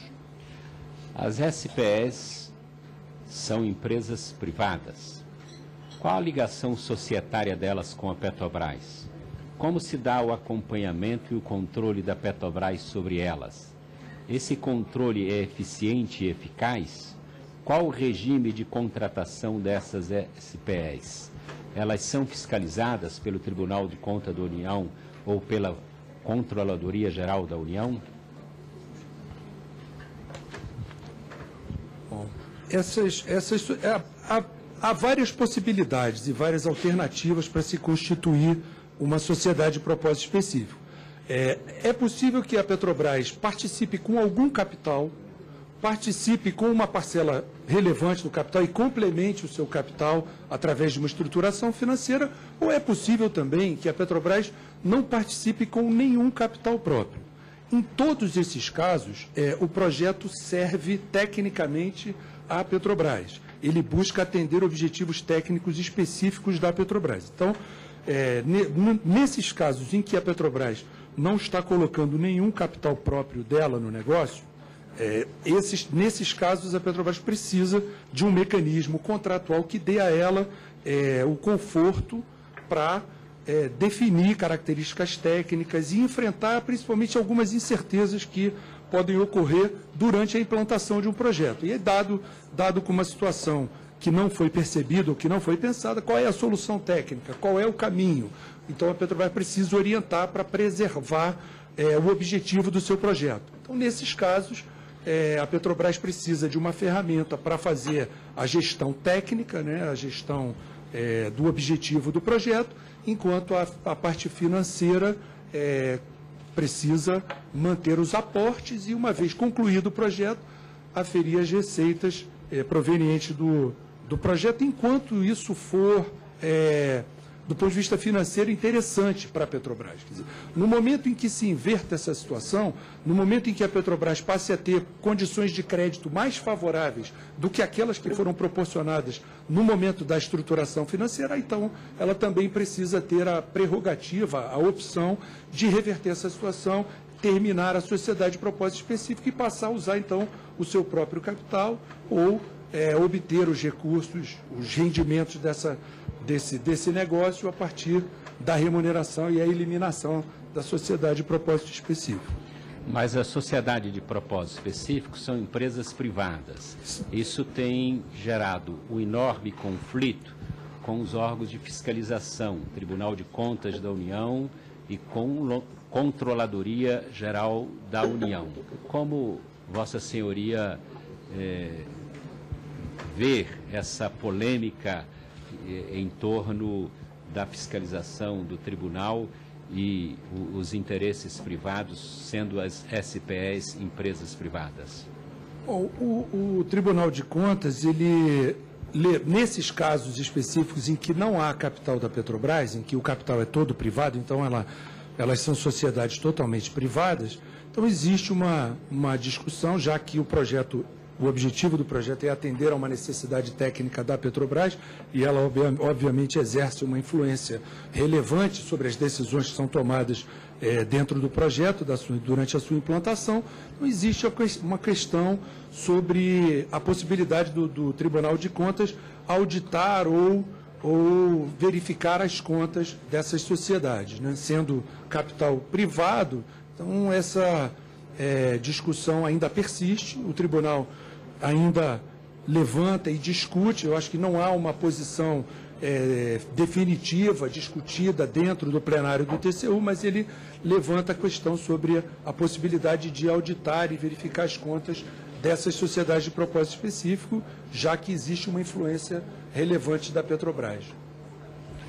Nós temos a informação de que, desde os anos 90, a Petrobras vem adotando esse modelo de SPE para o desenvolvimento de seus projetos de exploração e produção, transporte de gás e refino, tais como Marlim, um projeto de 1999, Cabiúnas, do ano de 2000, Espadarte, Voador e Marimbá, 2000, Barracuda e Caratinga, 2000, Albacora, Japão, 2000, Albacora Petros, 2001, Marlim, 2001, Parco Carapeba, 2002, Projeto Malhas, 2002. Então, na época desses SPEs citados, já existia toda essa polêmica e esse questionamento do Tribunal de Contas da União como efeito hoje em relação ao projeto Gazeme, ou esse aperto fiscalizatório é maior antes do que nos projetos anteriores que acabei de relacionar aqui?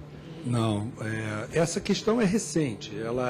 Na constituição daquelas SPEs não havia esse questionamento sobre o que a gente chama de o alcance do TCU nessas sociedades que não têm capital da Petrobras envolvido, em que são totalmente privadas, né?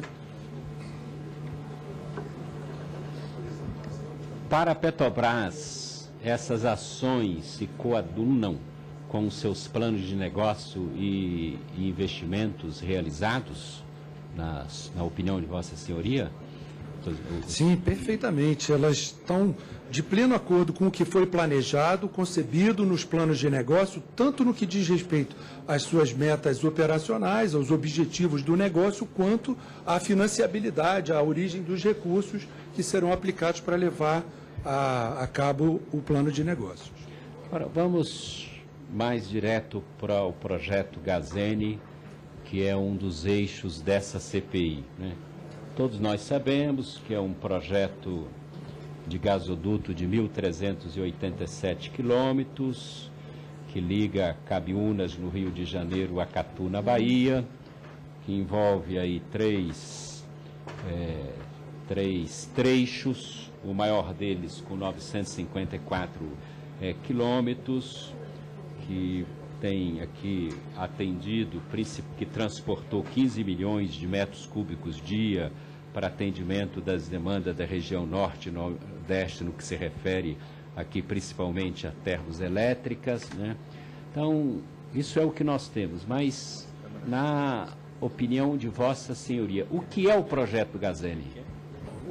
O projeto Gazeni é um projeto assim, importantíssimo para permitir o desenvolvimento das reservas de gás, o aproveitamento desse gás, levando esse gás até o mercado, permitindo o desenvolvimento das empresas estaduais, das distribuidoras locais de gás e levando esse insumo energético até os mercados, que se desenvolveram muito a partir principalmente do Gazeni, que interligou a malha Nordeste com a malha Sudeste. Não eram dois polos de desenvolvimento isolados, e o projeto Gazeni permitiu a troca entre esses dois grandes mercados, ampliou as possibilidades de desenvolvimento e ampliou as possibilidades de monetização, de desenvolvimento das reservas de gás do Brasil.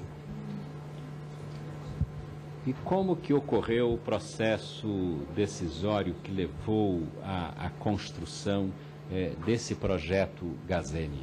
Você poderia nos relatar aqui?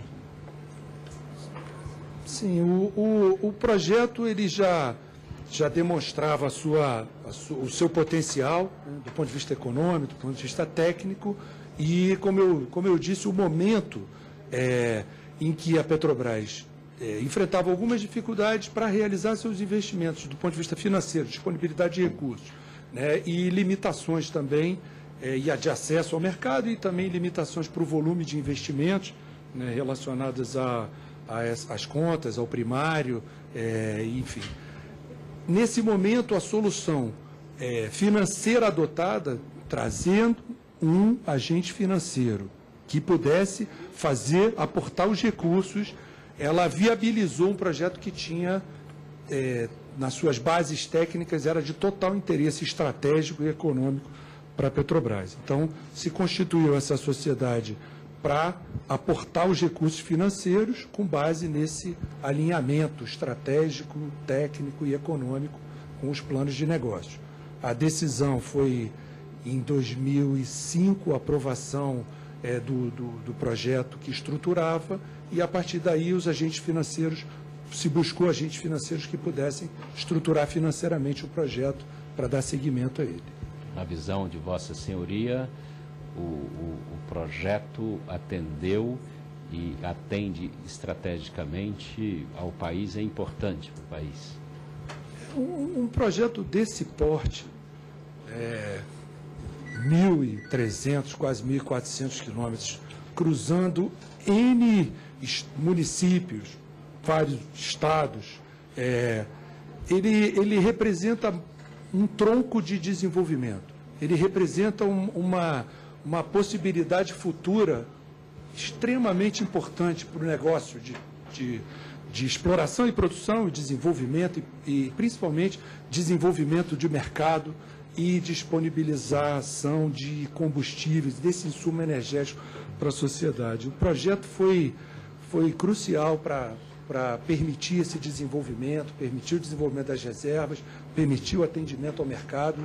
Ele tem um valor que transcende a simples questão econômica do projeto em si, já que ele gera perspectivas futuras de desenvolvimento, inclusive de outras bacias ao longo, como a bacia dos Jequitinhonhas e outras bacias sedimentares que podem ser desenvolvidas, já que a infraestrutura agora está ali presente para transportar o gás.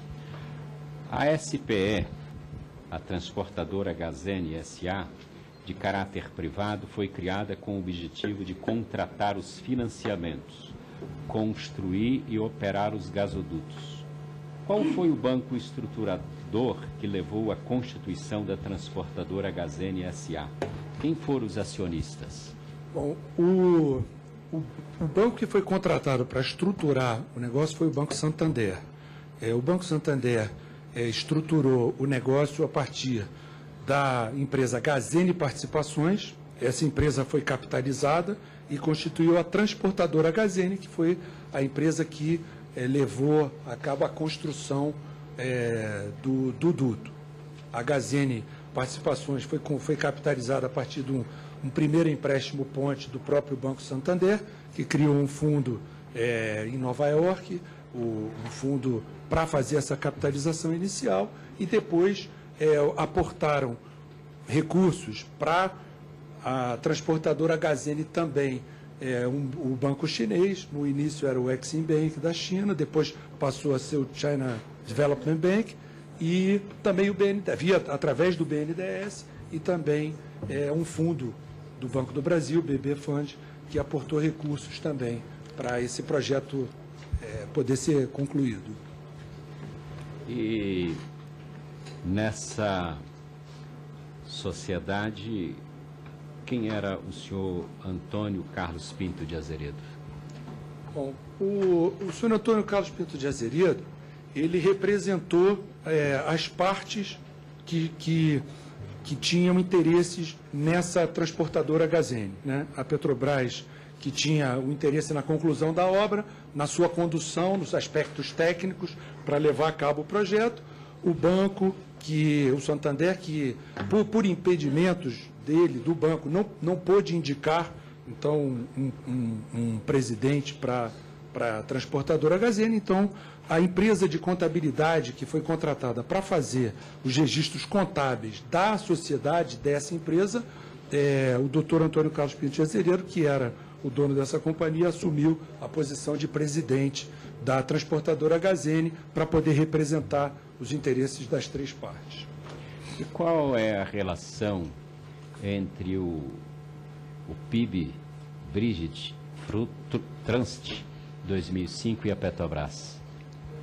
Não, esse fundo, embora ele se chame PB Bridge Trust, ele não tem relação nenhuma, foi apenas um nome que o Banco Santander deu para esse fundo para fazer um primeiro empréstimo, para fazer o que a gente chamou de um empréstimo ponte para a Gazene Participações, para capitalizar ela inicialmente, para poder dar início ao projeto. Mas é um fundo integralmente do Banco Santander, que foi gerido, eu acho que no início, pelo HSBC em Nova York. Ainda em relação ao processo de acompanhamento da Gazene no Tribunal de Contas da União, o Tribunal de Contas da União mantém em andamento uma apuração, né, que, segundo os jornais, já noticiaram várias informações, embora diga que os processos tramitam como sigilosos, mas são sigilosos que todos nós já lemos tudo sobre esses sigilos, né? O Tribunal de Contas da União determinou que cópias fossem enviadas à Polícia Federal e à Justiça Federal, né? Vossa Senhoria tem conhecimento desses processos e de que esses processos foram enviados à Justiça, à Polícia Federal e à Justiça Federal? O que se questiona? Qual é a avaliação de Vossa Senhoria sobre essa polêmica ainda em torno Tribunal de Contas e Fiscalização? Sim. O principal ponto que está em questão, embora tenha alguns pontos, alguns pequenos pontos que o tribunal identificou nos registros contábeis e nas questões tributárias e, enfim, na condução que a gente chama de achados do tribunal. A principal questão, eu acho que ainda não tem uma definição clara, nem dentro do próprio TCU, é sobre a possibilidade dele auditar a a sociedade de propósito específico, a contabilidade dessa sociedade de propósito específico e verificar suas contas. Mas, de uma maneira geral, no projeto, ele consegue auditar e consegue alcançar as contas e alguns valores ali identificados. Vossa Senhoria foi convocado a prestar algum esclarecimento relativo a esses processos? Não.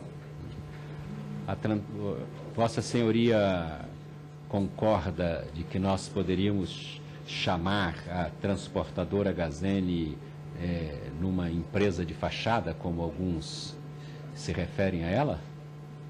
Não, de forma nenhuma. É uma empresa estruturada de acordo com as leis, dentro de todas as qualificações legais, tem todos os seus diplomas legais perfeitamente corretos, operou de forma correta e levou a cabo um projeto importantíssimo e concluiu esse projeto de uma forma importante para a Petrobras.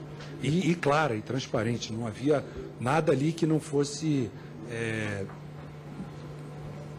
visível e conhecido. E qual foi o papel da empresa chinesa Sinopec no projeto Gazeni?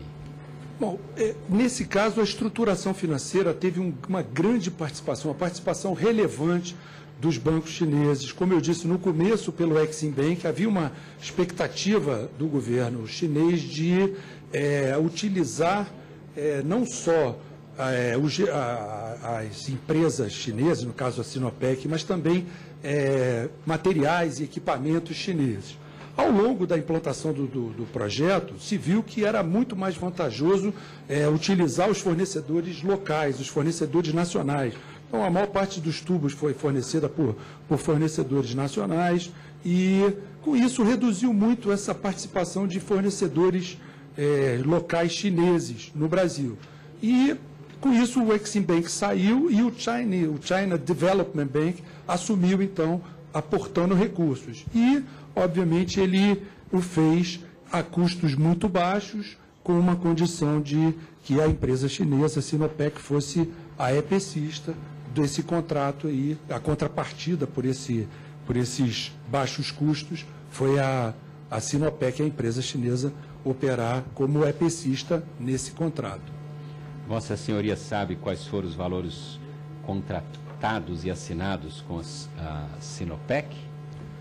Bom, com a Sinopec, especificamente, eu tenho os valores globais. Na verdade, eu estou como diretor há 2 meses e alguns detalhes ainda me fogem. Eu estudei o projeto, anotei alguns dados e eu tenho o valor global, os valores globais desse projeto eu tenho, mas especificamente com a Sinopec, eu preciso de uma ajuda dos universitários aí para conseguir. Em alguns minutos eu posso conseguir. Não, depois Vossa Senhoria enviaria, mas o valor total... O valor total do projeto, ele custou 6 bilhões e 340 milhões, né?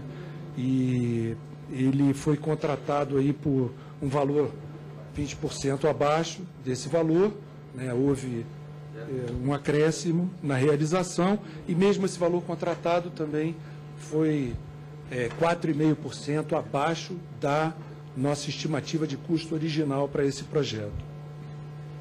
Vossa Senhoria tem conhecimento das cartas de atividades permitidas, CAP, adotadas pela Petrobras para a transportadora Gazeni S.A. Para que servem essas cartas? Qual é o conteúdo delas? Quantas foram emitidas para o Gazemi? Essas cartas de atividades permitidas são adotadas pela Petrobras em outros projetos? Bom, como eu disse aqui, o interesse da Petrobras era na realização correta, tecnicamente, desse projeto, né? E o projeto, então, ele não tinha o capital financeiro, não era a Petrobras. Mas eu posso dizer assim, o capital tecnológico, o capital técnico, o capital era a Petrobras.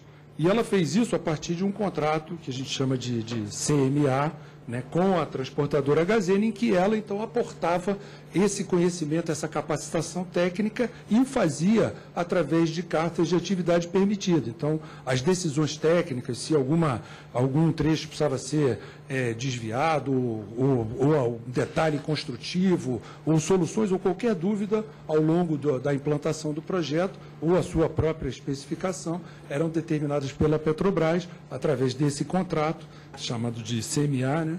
E ela operacionalizava isso através de cartas de atividade permitida para a transportadora Gazene, que dava cabo disso junto ao agente financeiro ou junto aos EPCistas.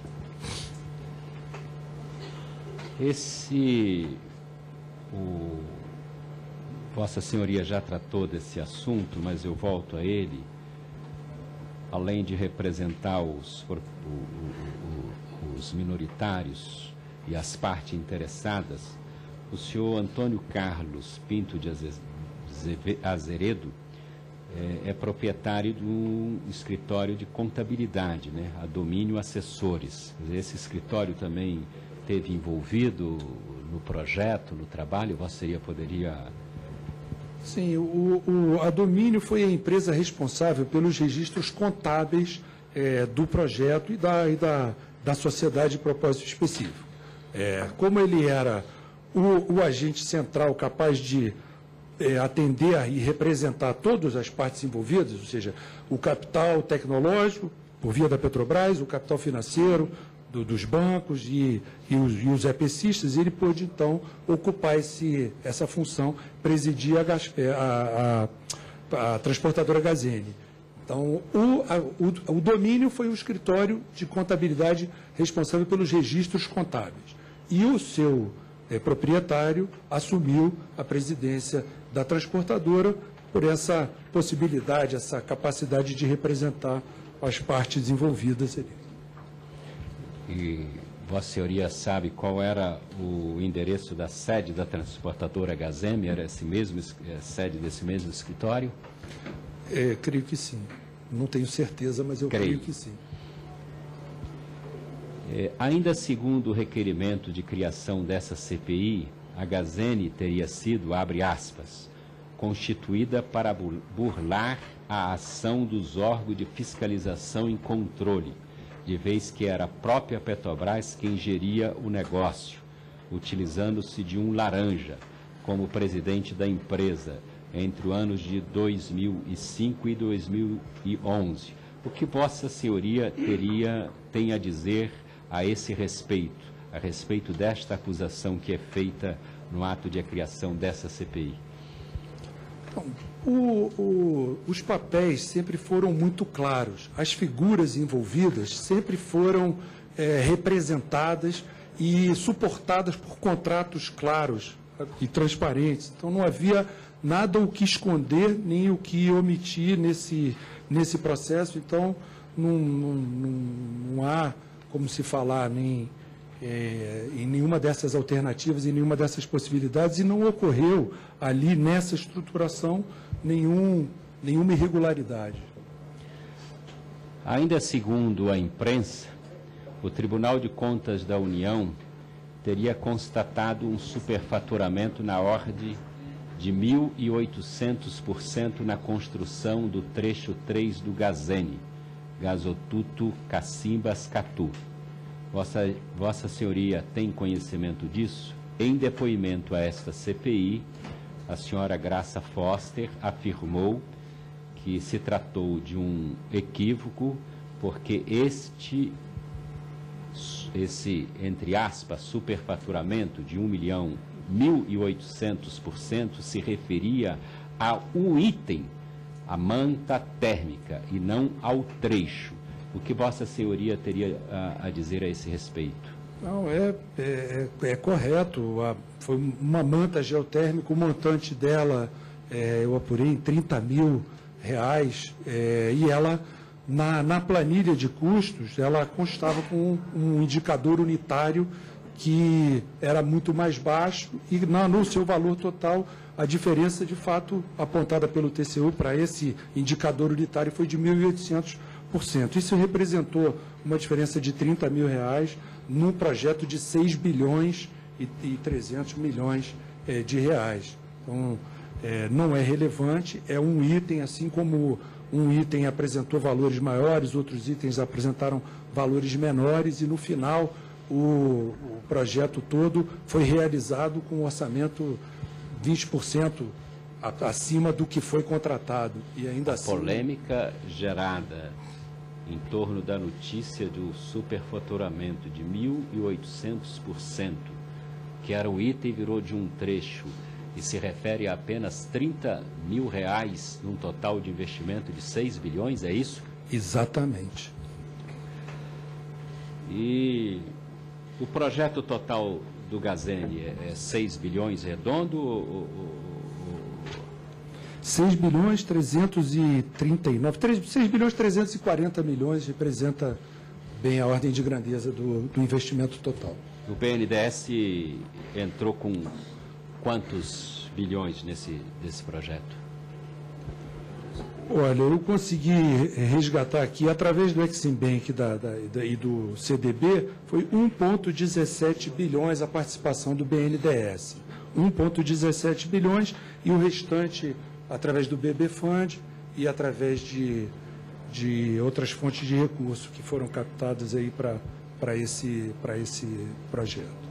1,17 bilhões de dólares, o que deve estar no câmbio aí alguma coisa em torno de 2,5, 3 bilhões de reais, mais ou menos 50% do valor total do projeto.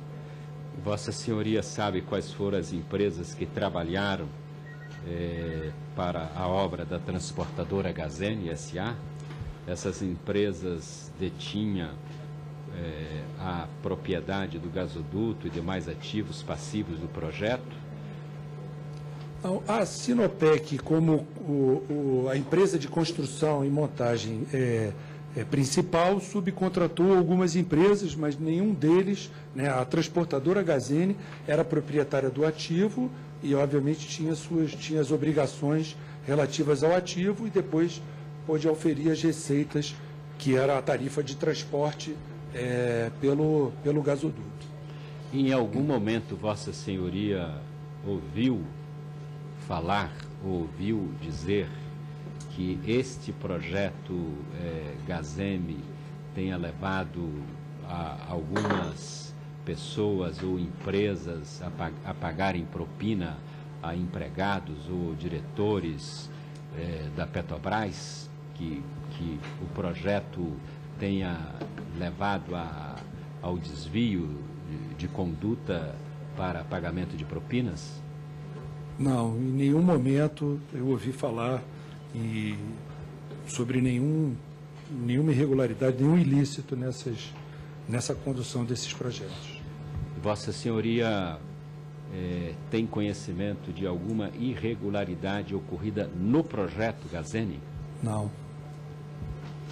No entender de Vossa Senhoria, esse projeto trouxe prejuízo para a Petrobras?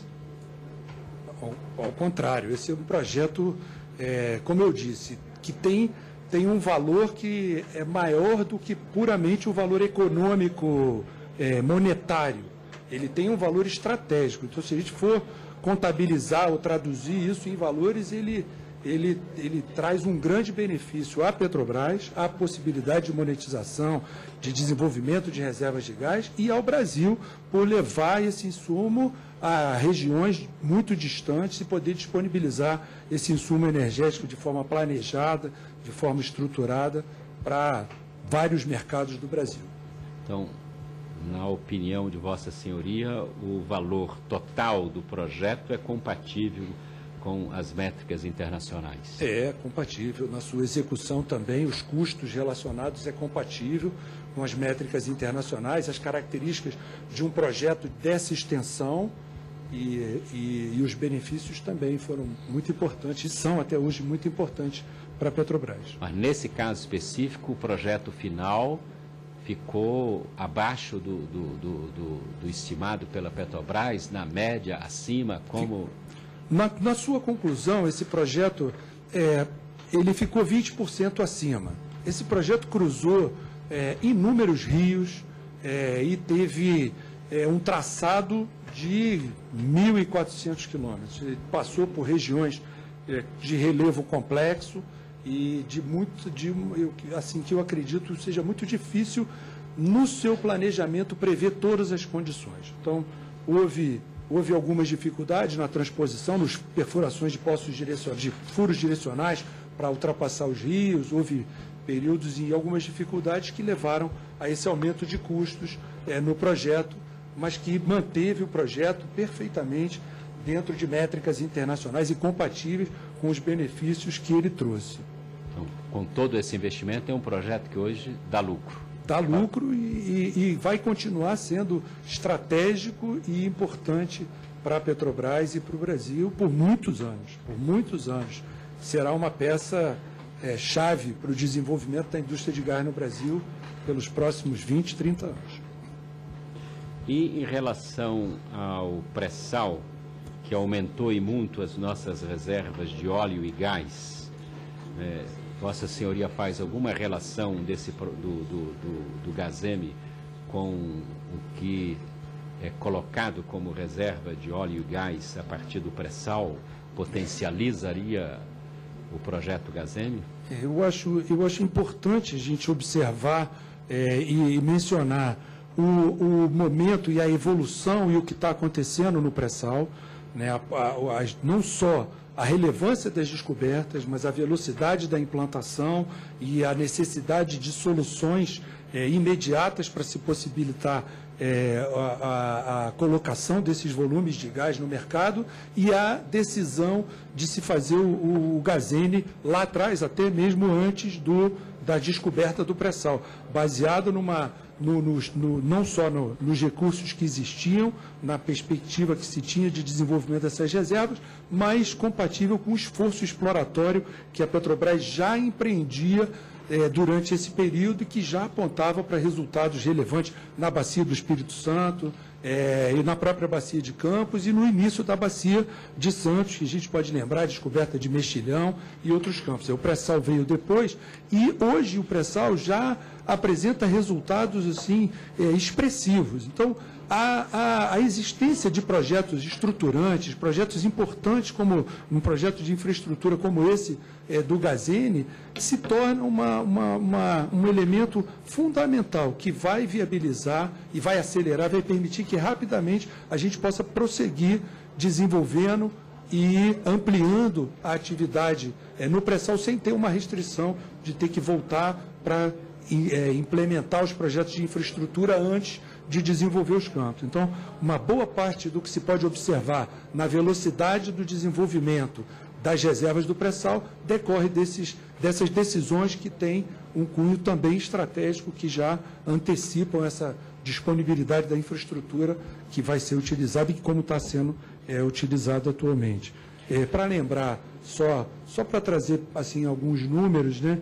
A gente já está aí com mais de 700 mil barris por dia de produção no pré-sal. O pré-sal hoje já produz, já entrega gás em torno de 7 milhões, o que já é 7% aí do mercado nacional de gás já é suprido pelo pré-sal. A partir do final desse ano, início de 2016, com a entrada da segunda rota de escoamento, o pré-sal caminha para, em 1 ou 2 anos, chegar a 15% do mercado. Na sua plenitude, o pré-sal deve chegar a 30% de suprimento do mercado nacional. E isso se viabiliza, sim, através da implementação de projetos de infraestrutura de transporte de gás no Brasil. Não tem a ver com o eixo dessa CPI, mas a maior polêmica gerada em torno de uma declaração de Vossa Senhoria se deu-se na aula inaugural da COP na UFRJ em 16 de março onde Vossa Senhoria se referiu criticamente ao balanço da Petrobras, dizendo que a situação da empresa era delicada e de grande complexidade. Isso foi o que saiu na imprensa. Isso está fora do contexto, embora não esteja no eixo, mas em relação como um projeto que é questionado, essas palavras foram pinçada fora do contexto ou realmente estava dentro do contexto, apenas para eu dar oportunidade e porventura havendo a necessidade de retornar, o que existe de versão e de fato em relação a isso que foi noticiado pela imprensa em uma declaração de Vossa Senhoria. Bom, o fato é que existe um trabalho sério, concentrado, dedicado para proporcionar um balanço transparente, claro, compreensível, auditado, o mais breve possível. Esse é o fato. A forma, eu acho que a imprensa sempre usa formas diferentes para representar, mas o fato é esse.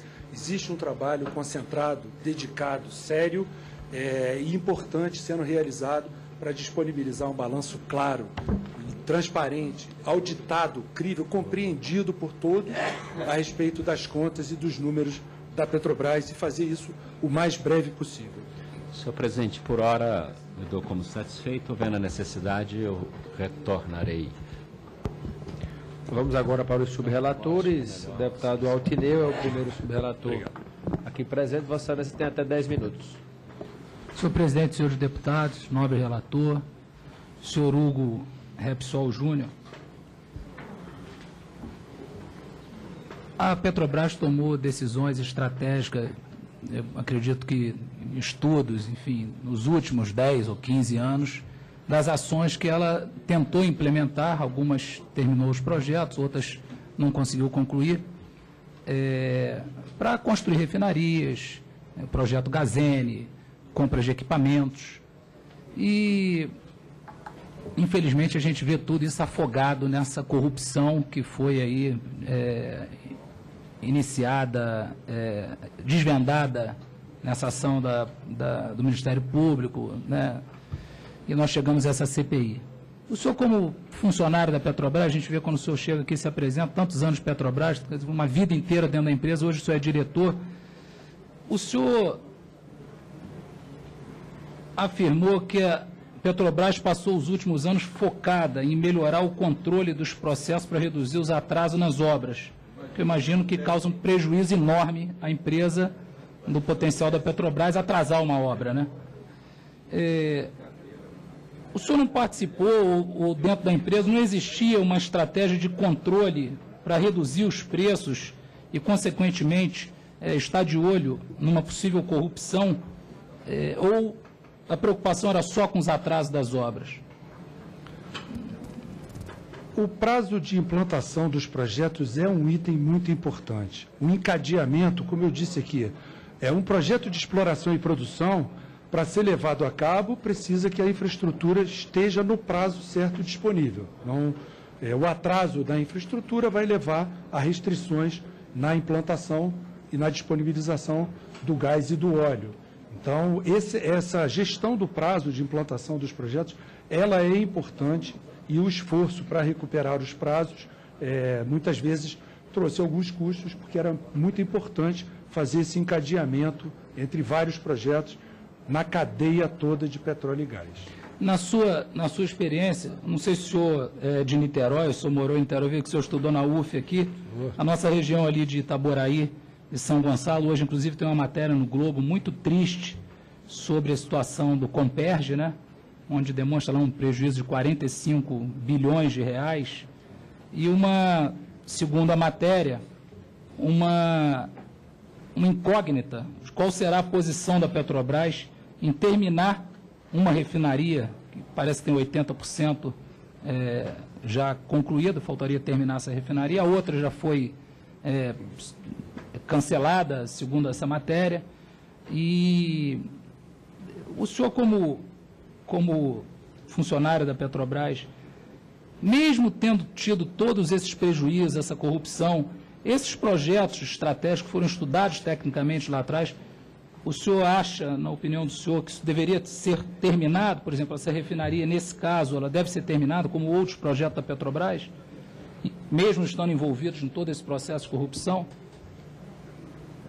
Concluir os projetos é importante. Eu não vou falar do projeto da refinaria, por eu estar na área de gás e energia, mas, obviamente, concluir um projeto que está 80% iniciado é importante, para que ele possa gerar caixa e retornar. Porque se o projeto foi dimensionado em dar um retorno à Petrobras financeiro e houve toda uma corrupção envolvida, isso se perdeu. Mas, de alguma forma, deixar de fazer esse projeto acontecer, se tecnicamente seria importante para a empresa, eu acho que jogar tudo no ralo. O senhor considera, então, que os projetos, tecnicamente, a Petrobras começou, ela deve terminar? Considero. Na visão do senhor, o senhor disse, se não me engano, colocar a Petrobras para investir em todas as dimensões é um erro estratégico. Diante da atual crise da experiência do senhor na empresa e do cenário que se encontra, o cenário mundial que se encontra, a questão do petróleo, o que o senhor acredita que a Petrobras deveria se focar hoje, na sua experiência? A minha frase foi uma resposta a uma pergunta sobre a possibilidade da área de energia, investir em energia nuclear, em energia fotovoltaica e outras formas de energia alternativa, né? E eu acho que a gente precisa colocar a área de gás e energia da Petrobras como uma área que ela decorre da área de exploração e produção. Então, o aproveitamento do gás para a área de gás e energia é o foco e deve ser o foco da área de gás e energia. O aproveitamento do gás dentro das suas formas que hoje a gente já desenvolveu bastante, atendeu o mercado industrial, o mercado residencial, o mercado termoelétrico e o mercado do gás como matéria-prima para a indústria. Só para finalizar, na diretoria hoje que o senhor está à frente, existe algum outro projeto que está, vamos dizer, andando mais devagar ou paralisado, fruto dessa descoberta, dessa rede de corrupção que afetou a Petrobras?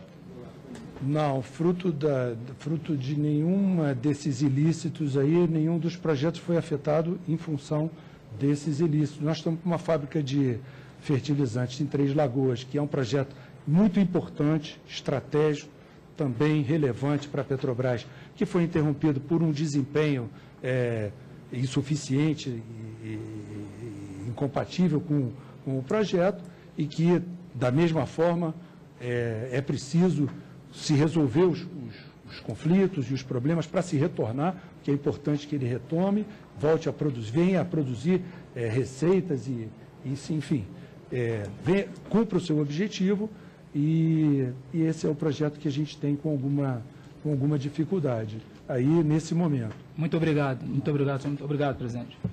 Agradeço a Vossa Excelência, dando seguimento aos subrelatores. Agora com a palavra o deputado Bruno Covas, por até 10 minutos.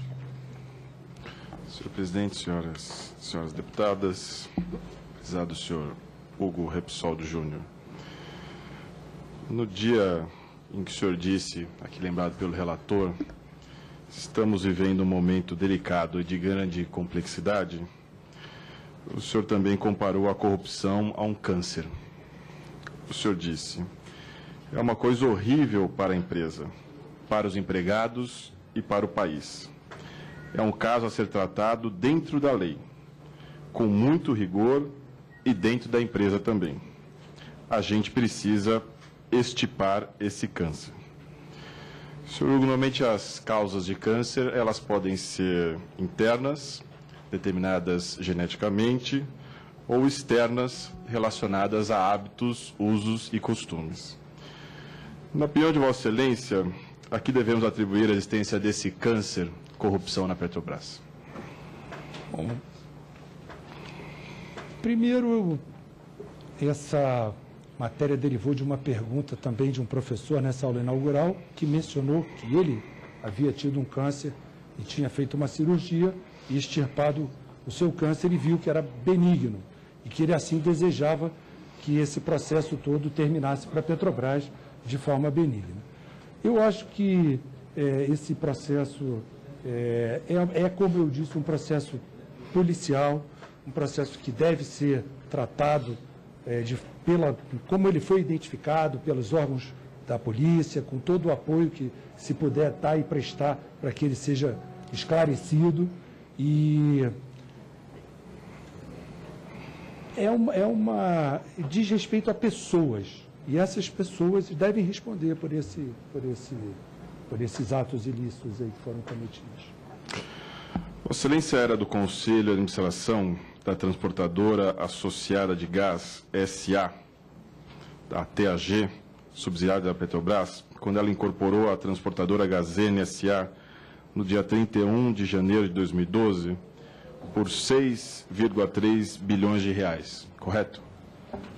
Não, eu sou o presidente hoje do Conselho de Administração da transportadora Gazene, estava no conselho como conselheiro da transportadora Gazene, mas entrei, acredito que um mês ou dois depois dela já ter incorporado a transportadora Gazene.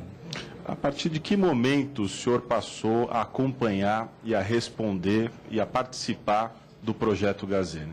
O senhor disse que lá, a partir de 2010, é quando passou a fazer parte de cargos de gerência na Petrobras. A partir de que momento o senhor teve contato e passou a participar do projeto Gazene? A partir de 2012, quando eu vim para o Gás Energia, mas o projeto já estava, como eu disse, aquele momento em que as coisas se inverteram, foi muito mais vantajoso para a Petrobras então aportar os recursos e incorporar esse projeto. Então o projeto já estava todo incorporado, a SPE já não existia mais. O senhor Pedro Barusco, depoimento aqui esta CPI, afirmou que havia o pagamento de propina, no caso Gazene, em relação às obras da Gazene. Vossa Senhoria não percebeu nenhuma metástase desse câncer em relação à construção da Gazene? Não. Vossa Senhoria acha que esse câncer atendia o interesse de alguém? Não. Na época da incorporação, o senhor sabe dizer se o diretor comercial da transportadora Associada de Gás S.A.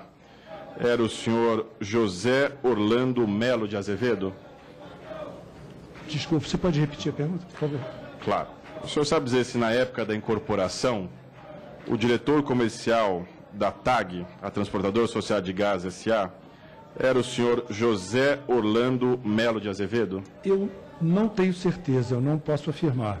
Não tenho certeza. O senhor sabe se ele em algum momento participou como diretor desta empresa? Eu não me lembro. Eu estou, de novo, eu estou há 2 meses como diretor, entrei depois dessa incorporação e não me lembro de ter visto o nome dele associado à transportadora.